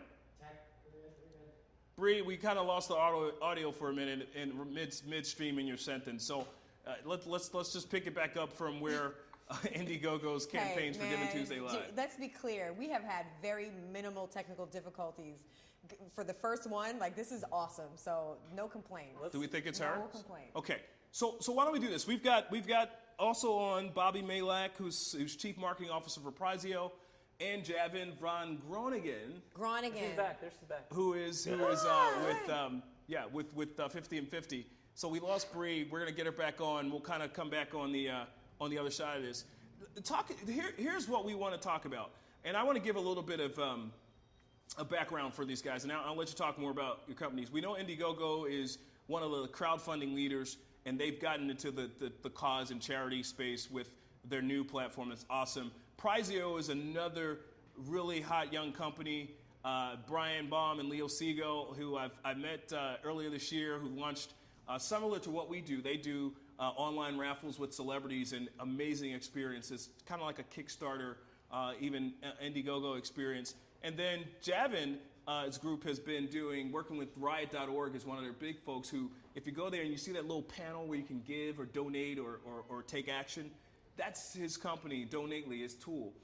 What I want to throw out to you folks is, for all of you, Bree, Bobby, and for Javin, when we talk about the trends that are happening in online giving and crowdfunding is such a big deal right now for folks, what is it for you, I'm talking for you specifically, why do you think it's been so effective to get the ordinary people to at times give more than corporations and even large foundations? Well, all of this is kind of behind exactly why we started Prizio. We started this thing where we would take the kind of once-in-a-lifetime experiences that we raffle off now. We would take them to charity galas, we'd auction them off to the super wealthy and to companies, and really quickly we had the epiphany that when you get one check from one person, there's always going to be some inherent limit to how high that goes. Whether that's me, you, Bill Gates, or Fortune 500 company. We saw really quickly that it was a lot easier to get a little bit of money from a lot of people. You look at some of our biggest campaigns, like the one we ran with One Direction, that was able to raise $785,000 for cancer research. That's an incredible amount of money, yes, and is. It Awesome. really didn't take as many people as you think. That campaign had probably somewhere between 25 and 30,000 donors out of the 50 million One Direction fans. Wow. I think we're living in a world today where it's really exciting that we can leverage these influencers to actually connect with their fans in ways that have never really been possible before with the power of social media with things like Facebook and Twitter. Oh my God, that is so amazing. What other kinds of campaigns have you done? I mean, so there are lots of people. They're like, one who? Yeah, we've run campaigns with all sorts of folks. Our first one was with celebrity chef Jamie Oliver. We helped Oh, yeah, I love him.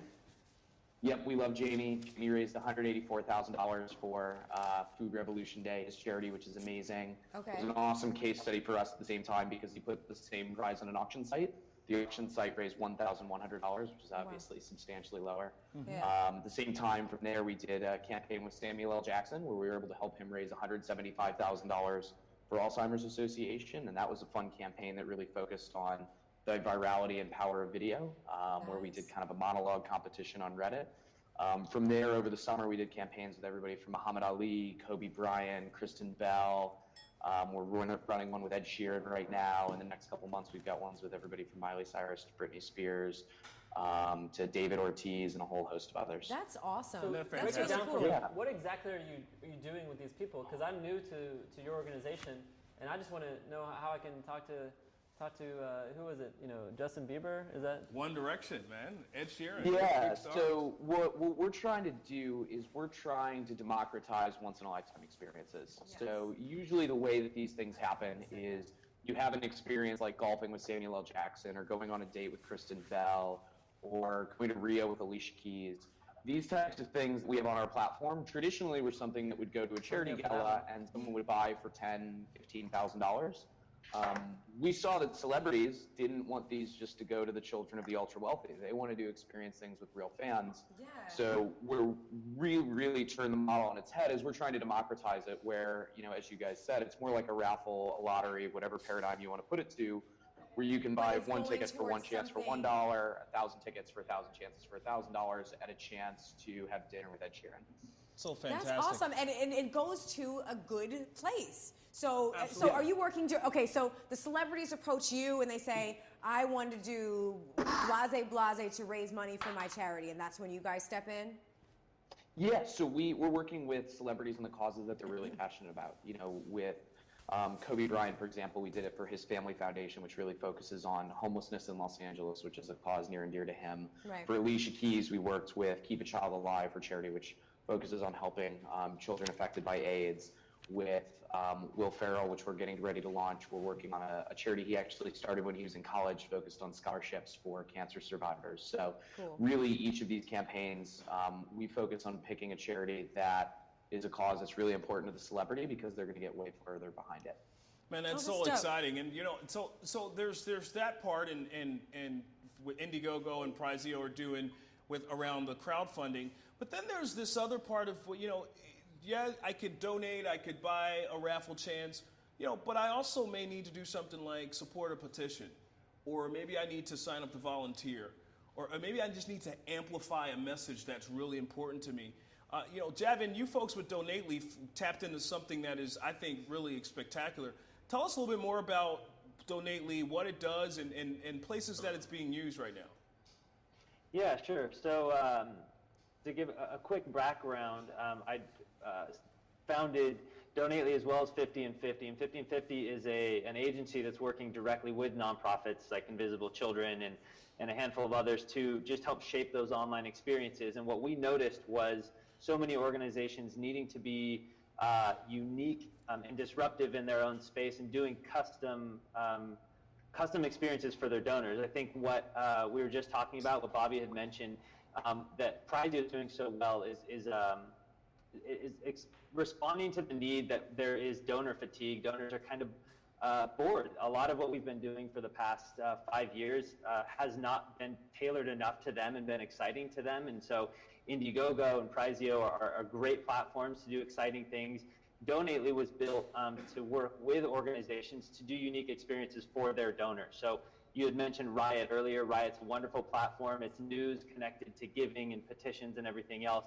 And Donately is the backbone of that system. So it is not so much a fundraising or peer-to-peer fundraising platform, but a backbone for agencies, for social entrepreneurs, and for nonprofits to build custom donation and fundraising experiences for their organization. So that is kind of what we focused on, is to give those unique experiences through the nonprofits. So we work directly with the nonprofits to build those build those donor experiences. That's So awesome. speaking of unique experiences, I don't know how many Indiegogo campaigns you've donated to, but lots of my friends are doing it. I do too. And I encourage other people to do it if it's an easy way to crowdfund what you're trying to do.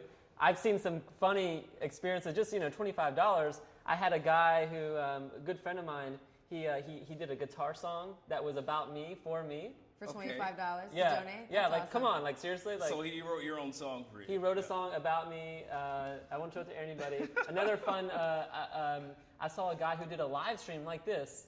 He was raising money for a toilet paper company that gave, there's more cell phones in the world than toilets. Yes. So basically, his whole thing was it's around that problem around sanitation and toilet paper and things like that. So he sat on a toilet for like maybe 20.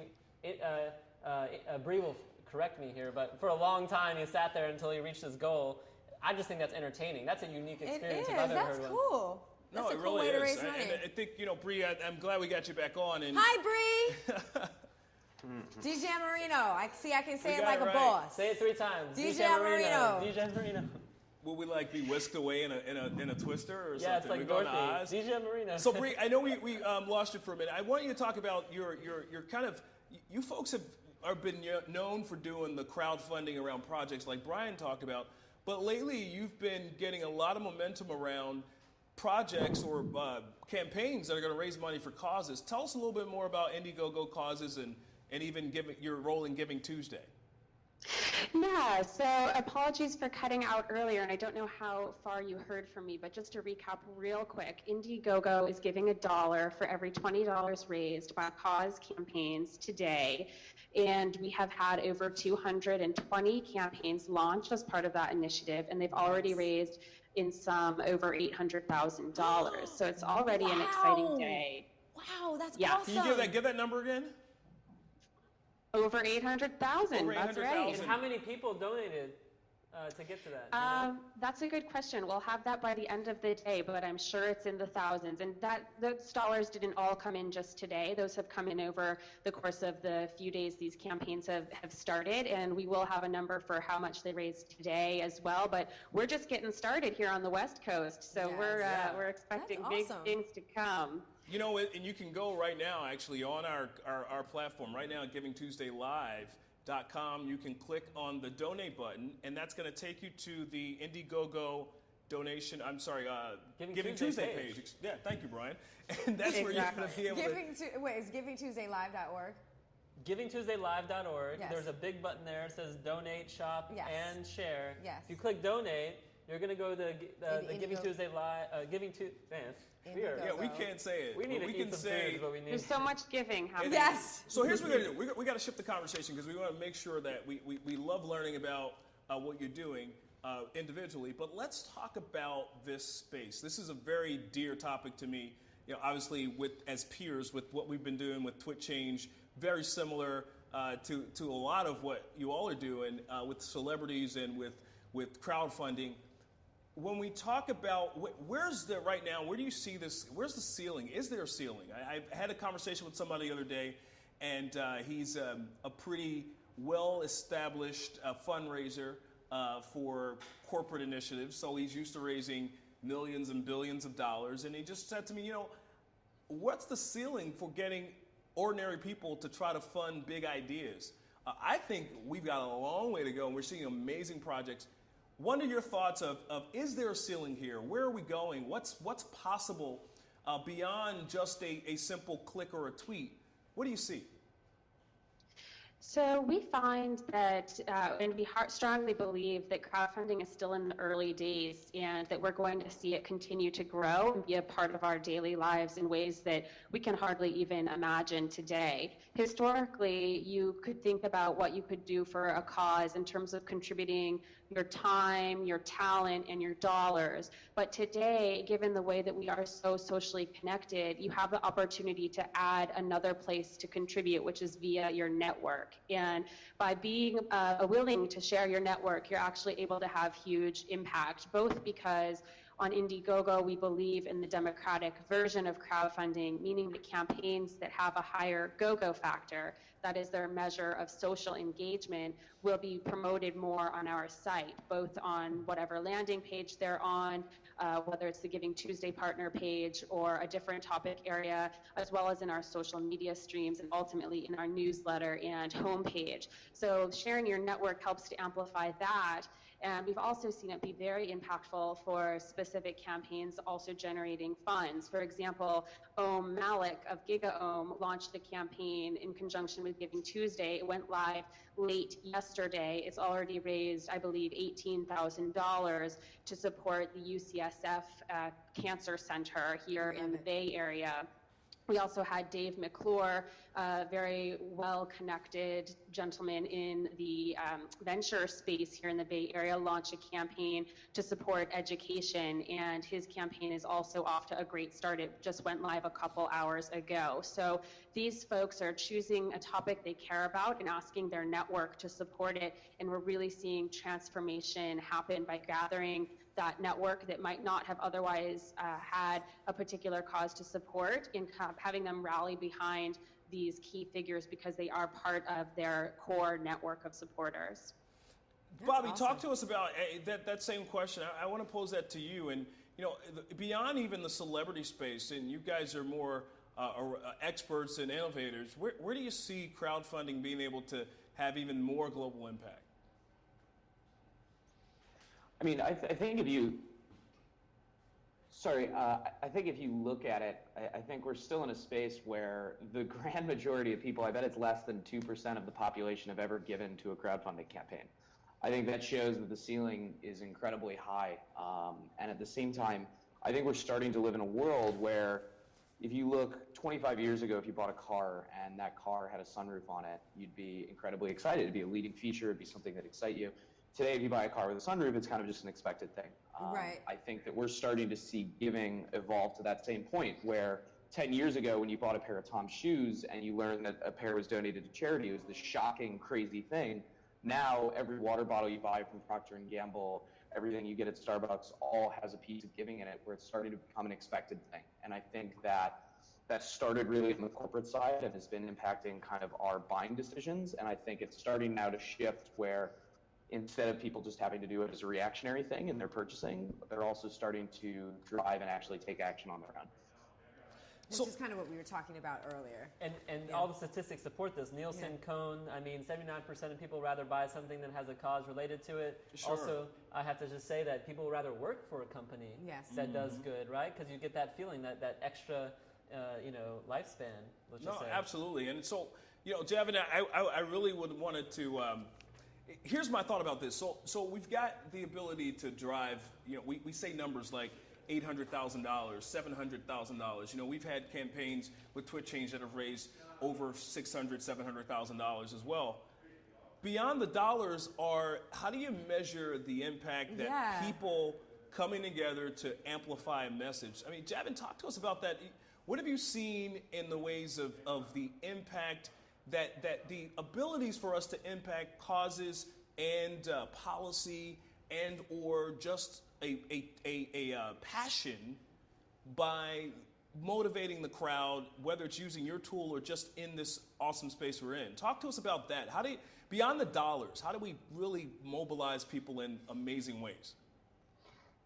Yeah, it's an excellent question. I think to kind of add on to what Bobby and Brianna were talking about, I think that we are hitting a technical capability here where we can do so much both online, and now I feel like we would be missing a huge opportunity to mention mobile if we don't talk about it. The growth of mobile, how much people are doing on mobile now, that they can give, they can share, they can create fundraising pages. I think we're introducing a lot of experiences to individuals that are now making it exciting for them to do. I think the technology piece is now there, and now what we need to do and what we are learning to do is create those really, really engaging relationships with donors, so organizations can tell people where their money is going. The technology is there for that communication to be really, really open to donors. So to go back to the concept of a ceiling, I think the better those experiences, the higher that ceiling can go. And as we start to auction off exciting moments with celebrities or being able to meet people that you want to meet, that's giving that possibility for growth. And so I think maybe one last thing to mention too that we're working through is just being able to track that visually to the donor. So giving the donor the ability to see what they've given, but aside from that, show them how many of their friends have come back from Facebook and from tweets that they've sent out, given to the campaigns that they're a part of. That helps give somebody more of a social impact as opposed to just the dollars that they've given. And I think that that's maybe what's going to come as that next step, is really being able to show not only dollars, but how reaching out to their friends has really multiplied what it is they're doing and giving them that kind of tactical evidence of that. Question in the middle. I have a question. Okay, so I'm next. Can I be next? Yeah, can I? Defiant. Okay. Defiant, that's me. Kids. So the idea behind, and I get it, you know, celebrities are interesting, they're shiny and sparkling, and you know, everybody wants to be next to them because they're doing something awesome. But do we really have to be celebrities to be givers? Like, I'm not taking anything away from the celebrity aspect. I'm just saying, I'm putting out there hypothetically, you know, can't we all be these givers without necessarily a celebrity experience? Maybe? That's for our panel. I think the power of celebrity is all about distribution. That celebrities have a unique opportunity where they have distribution channels with millions of followers that they can engage with at any moment. So, you know, with us at Prizeo, we kind of view celebrities as the beginning, and we view it as a quick growth opportunity in that we can leverage influencers to get involved. But that being said, like, we shouldn't need a celebrity to drive us to do something. Really, kind of where we started Prizeo is less about the celebrity side and more about the urgency. Right now, I kind of view the big giving being a lack of urgency and being a diffusion of responsibility. If I go on Twitter right now and I see like Dave McClure's Indiegogo campaign or anyone's campaign, we oftentimes look at that and say, wow, this is amazing, I'm going to donate someday.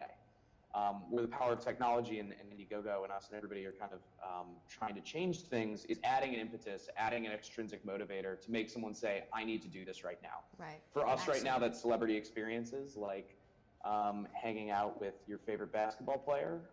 But what's to say that a trip around the world wouldn't do that, or a year free of Chipotle, or whatever it may be. That's all I'm saying. We got because it. Think about, I mean, this panel is about what's trending, right? And so lots of people that I'm aware of, maybe it's just my circle, I don't know, I'm from a different planet.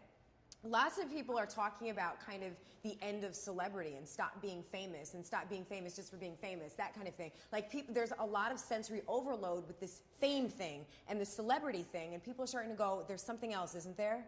So if we're talking about what's trending, you know, the whole celebrity in everything is growing old for lots of people. Yeah, and actually, it's growing old, but it's actually getting back to our roots.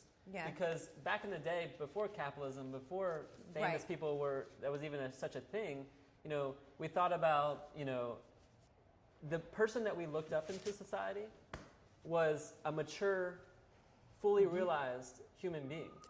It was somebody who knew themselves and had a relationship with others and the world. You know, the Incas, they lived alongside nature, you know, and that's what we're talking about when we're calibrating our lifestyles. I want to go back to this other conversation that Bobby's talking about. Yeah.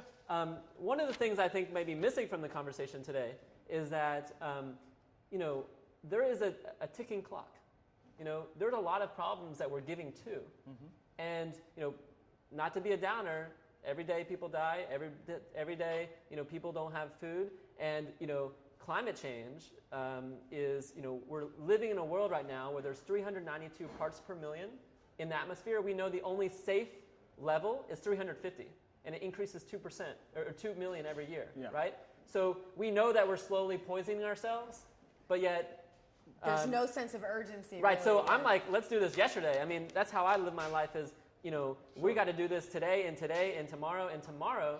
And all I'm saying is that what a great opportunity here to have Giving Tuesday to make this a conversation and be present to that. Yeah, and that's what's trending. The world's about to explode, so figure it out. I might chime in to actually say that we're at a moment of maybe not getting rid of celebrity, but actually democratizing celebrity. So that anybody has the chance to share what they excel at. And whenever I have a campaign owner who says to me, but I run a nonprofit, I don't have anything that I can give back to people who contribute, I say, well, think about who you know and think about what knowledge you have and pieces of knowledge and experience that feel mundane to you. Like if you're a cancer center, having one of your researchers talk about his or her latest lab results, that might be mundane and everyday to you.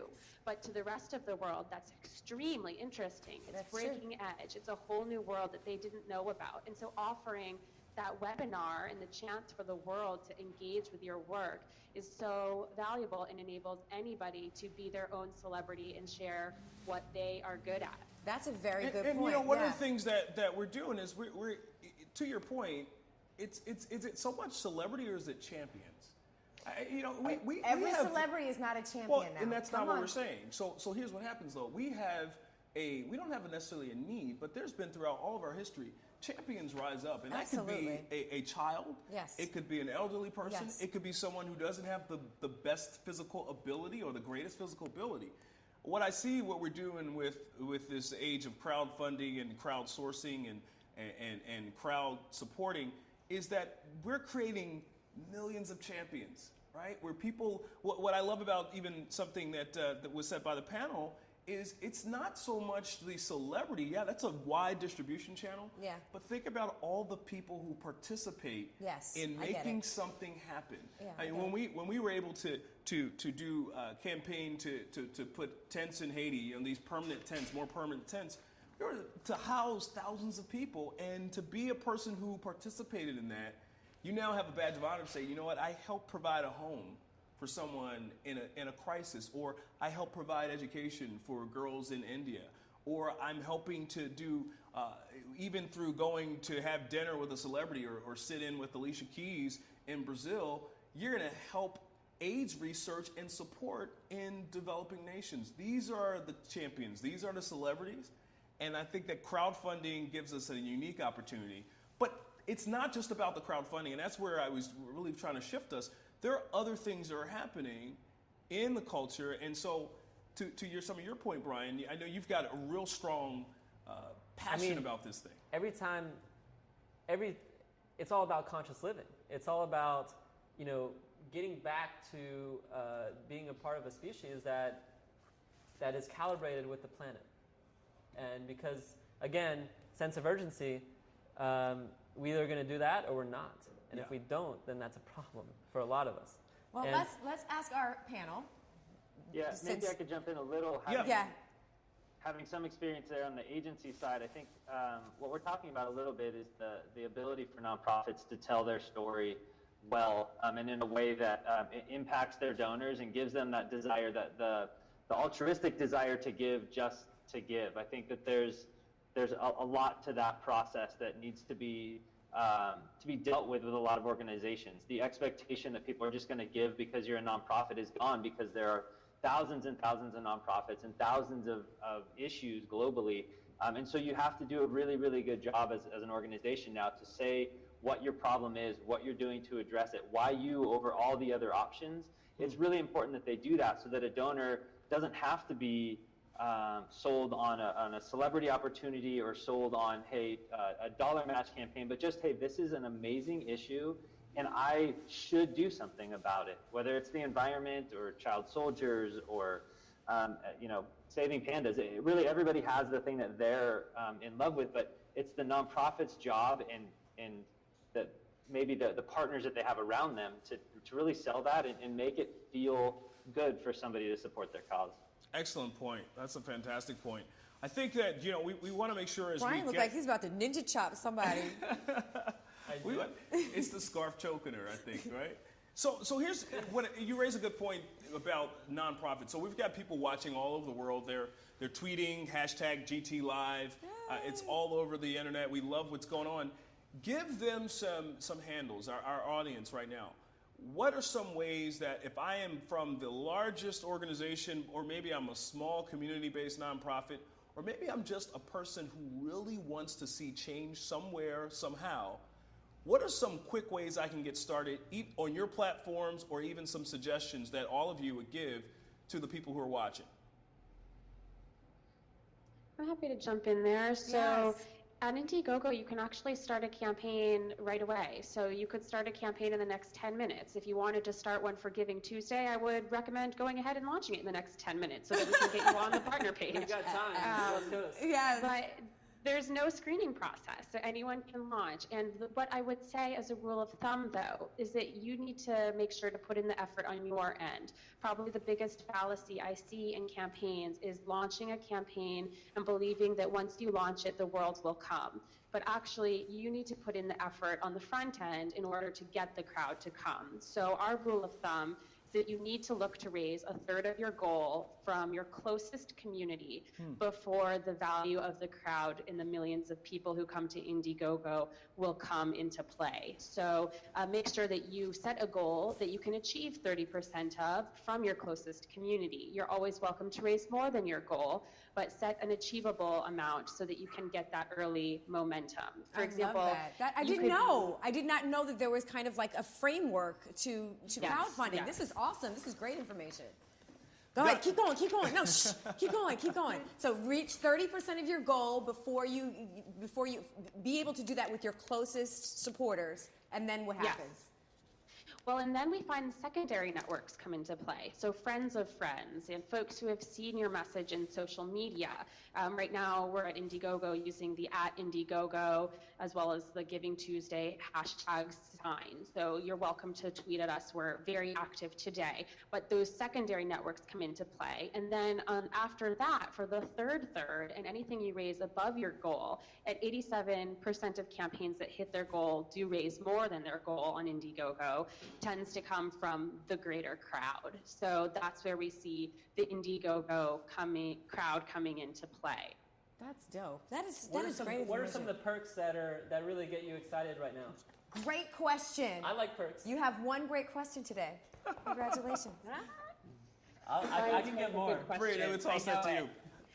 We have an amazing set of perks on Indiegogo right now. Let's see, I just claimed, and a campaign I'm particularly excited about is one that Bill Draper, a venture capitalist, has launched for the Parkinson's Institute. And I actually used to work for Bill. He's a dear friend. He's a fantastic man. His wife has Parkinson's, and he's launched this campaign taking the $100,000 that he was already going to give to the Institute this year and running it through an Indiegogo campaign so that he can actually use those dollars as a match and raise twice as much by matching dollar for dollar every contribution to his campaign up to $100,000. So one of the perks that they have right now is an artistic version of the stem cells that they are actually using in their research. So it's a really interesting way to have a visual representation of supporting this initiative for studying Parkinson's and ultimately treating and hopefully finding a cure. So that's a very interesting perk. There's also perks like jewelry, the Ivy Lish campaign. It's an organization it's actually a company that is working to support artisans in Vietnam, and a portion of proceeds go to support orphanage and educations in the orphanages in Vietnam. Jewelry is beautiful. It's made from water buffalo horns, and you can get lots of amazing pieces of the jewelry on their campaign page. So it's everything from knowing a discrete amount of impact for X number of dollars you're supporting one student to participate in school for a week, to actual products you get, to tokens that connect you to the work that's being done. That is awesome. so exciting. Really cool. So Indiegogo obviously is a big supporter. Bobby Prizio, what do you guys got going on right now? You gave us a little bit of a peek, but again, how do people connect with Prizio and get one of those celebrities to raise a whole lot of money for their cause? Yeah. All you have to do is go to Prizio.com. We always have a number of campaigns up, be it with the phenomenal Sophia Bush, Ed Sheeran, a whole host of others, Andrew Zimmern, chefs. We're kind of starting the gambit. Today we were launching a campaign with one of the biggest celebrities in the world, so come back in a few hours, on behalf of disaster relief for the Philippines. This month is very important. As you guys know, over 80% of giving throughout the year happens in the month of December around the holiday season. So we have some of the biggest celebrities in the world to help encourage people to do that. We're very excited about what we're doing at Prizio, but at the same time, I highly encourage people to find a single cause that you're passionate about. In today's world, we can get really spread out. And I think a lot of that diffusion of responsibility happens in people not understanding what's most important to them, whether it's climate change, whether it's cancer, whether it's helping education in the third world, whatever it may be, kind of play around a bit, research organizations that are important to you, and find what you can really give back to. Obviously, we want you to donate to every Prizeo campaign, supporting every cause, but we want people who come back and become ambassadors for something. And at the same time, we're here talking about the future of giving, and obviously tech is a big piece of that, but that shouldn't take away from the physical experience of going and volunteering, of giving back, being hands-on, because that really adds a personification to the giving that you're doing. And that's a perfect segue to Donately, and I'd love for you to give us a kind of one of our final words here around taking what Bobby just said around, Javin, there is this whole issue of the funds and donating, but there's nothing to replace personal interaction. That's one of the reasons why we did this live in a location and we're co-located together. And your tool helps with some of that. How do folks get in touch with 50 and 50, Donately? How can they get it on their site? How can they get some of that genius that you folks are pushing out from San Diego to help their causes? Well, the two websites, I guess, 50and50.org and donate.ly. So for anybody needing help with kind of the storytelling, repositioning who they are, what their organization does, and just getting help with how you say that and how you put that online and onto mobile devices and what type of call to actions you make, that's kind of the agency side of things. Donately can empower you to do fundraising, donating, mobile, kind of the whole deal, work it into your site so nobody has to go anywhere. It's an extremely cost-effective way to raise money online. Can integrate with Salesforce, integrate with different CRMs, Google Analytics and e-commerce, all that stuff. So two websites will kind of give you all the information you need there. That's so awesome. I want to thank all of you. What a day. Javin, Bobby. Thank you. Indiegogo, Prizeo, Donately, 50 and 50. Thanks so much for helping us with today, talking about what's trending and really wrapping our day with a call to action. People, you can get involved with these great organizations, great leaders, and we want to see a bunch of Indiegogo, Prizeo campaigns that spur out of Giving Tuesday Live. Absolutely. And then next year, Indiegogo, great partner, Bobby, Javin, we got to get you guys to partner in with us in more significant ways. This has been exciting, but we'd love to have all of you help us with Giving Tuesday Live for next year to make it bigger and even better. Thanks so much for joining us. Thank you. very much. Thanks, guys. Oh my gosh. Look at this. Can I just stand up? Wow. Yeah, my God. What a day. Stretch break, man. Wait, stretch, yoga. Look at you guys. All right, there we go. So, hey, we are, listen, we've gotten to the finish line. Is that what Can happened? you believe that? Or the starting what line, if happened? you're going to start giving now. I love that. You haven't been doing that earlier. I'm rocking my Epic Watch. All right. I've got my JustGood.org. So here's a couple of, we're going to give everybody a chance to talk through. Let's talk about final thoughts. Envy, what stuck out for you today? I just think the whole experience of you, people who know me, understand where I come from. I talk about spiritual literacy a great deal and how it's not some frou-frou thing. It's something that's integrated into our very fabric of our lives. It's our consciousness, essentially. So to have this conversation with thought leaders, people who are actually changing their business model in the way that, I see the future, it is a great encouragement, and it does speak to the testament that we are moving in the right direction. We're not moving as briskly as we might need to your point, but we are moving in that direction. I think once we reach critical mass, things like Giving Tuesday won't even be necessary. But I'm glad that we have it. So awesome, so Brian. What's your important takeaways, man? I mean, well, first off, creating Giving Tuesday Live that we've been working on the last, couple month, to be honest, it'll make us live longer. Yeah. I mean, by giving and helping other people, whether it's buying someone or buying something or donating your time, sharing about this stuff or getting on Indiegogo, you're going to actually live longer because it's a sustained experience as opposed to this, quick one-off, I'm going to self-satisfy myself with this chocolate. You're actually getting chocolate in a different way for a longer period of time. That's one thing. Another thing is just... you can get chocolate that is sustainable and conscious too, yes, by the way. and stay tuned on that. Another thing is just like, I'm really blown away by like the chemistry and the conversation today. Like we Yeah. had a lot of fun. Yeah. Like at the end of Were the you day. expecting it to be boring? Well, I I'm had no here. idea what to I'm expect. Let me here. tell you, this is we've been grinding Yes. hard to get this across the finish line, get this out of the starting gate, and this is the fruit of it. And I really want to commend you, man. You came to me with this idea, and we sat around and we didn't even have paper napkins. We were on the keyboards talking. How do we make this work? And look what we've done. Well done. Yeah, Well I mean, And we didn't just do it. We've had so much help to do this. And Yeah. I don't want to steal your thunder on this, but I want to make sure that I give a great shout out to our tech team today. Absolutely. Woo! Our support team. Sorry, we've guys. got Nick. That are working. We've got still while we're Paul doing and Jaylyn, who have been just amazing. Daniel in Yes. New York, who Nick, helped us out. Chris Heinrich, Chris Heinrich. who's- Arabella. So many great people who have been helping us Michelle. today. Thank So you. thank you all. You Oh, guys Charlotte rock. Ryan. Let's also say our partners one more time, just to make sure that they got it. I've got a list here. You got a list of the partners? Indiegogo.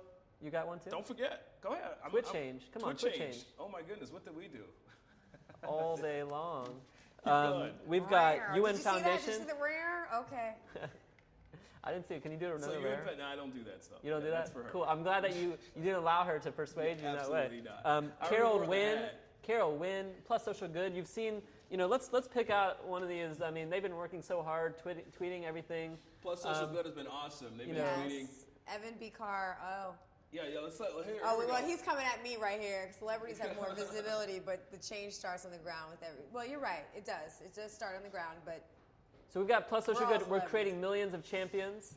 At Nili Mahunder, she's got a That's a good. how That was to you. measure impact beyond dollars, to show how social media amplifies, changes hearts and minds.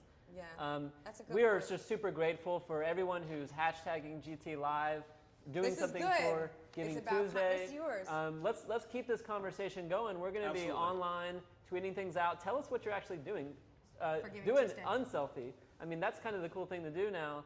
I just learned. Yeah, it is a I cool still thing. don't We're know gonna what take an some. We're gonna take unselfie some, is. and we're gonna post them. Actually, we're gonna post our unselfies up on Twitch change. So we're gonna take some today together. Here's the reality.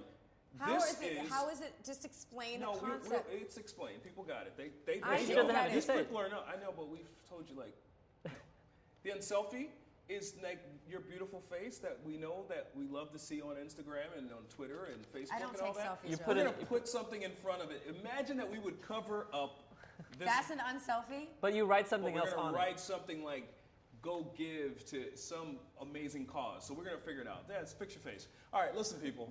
Giving Tuesday Live is across the starting line. I love that. We can coin quotes that'll live on in infamy. Yeah. Hashtag GT Live. Keep going. Hashtag rare. At Twitch Change. Defiant. At JustGood.org. At Queen Envy. Someone, and we're gonna call Dr. Lombardo back to put her on the couch. That's what we're gonna do, right? Yeah.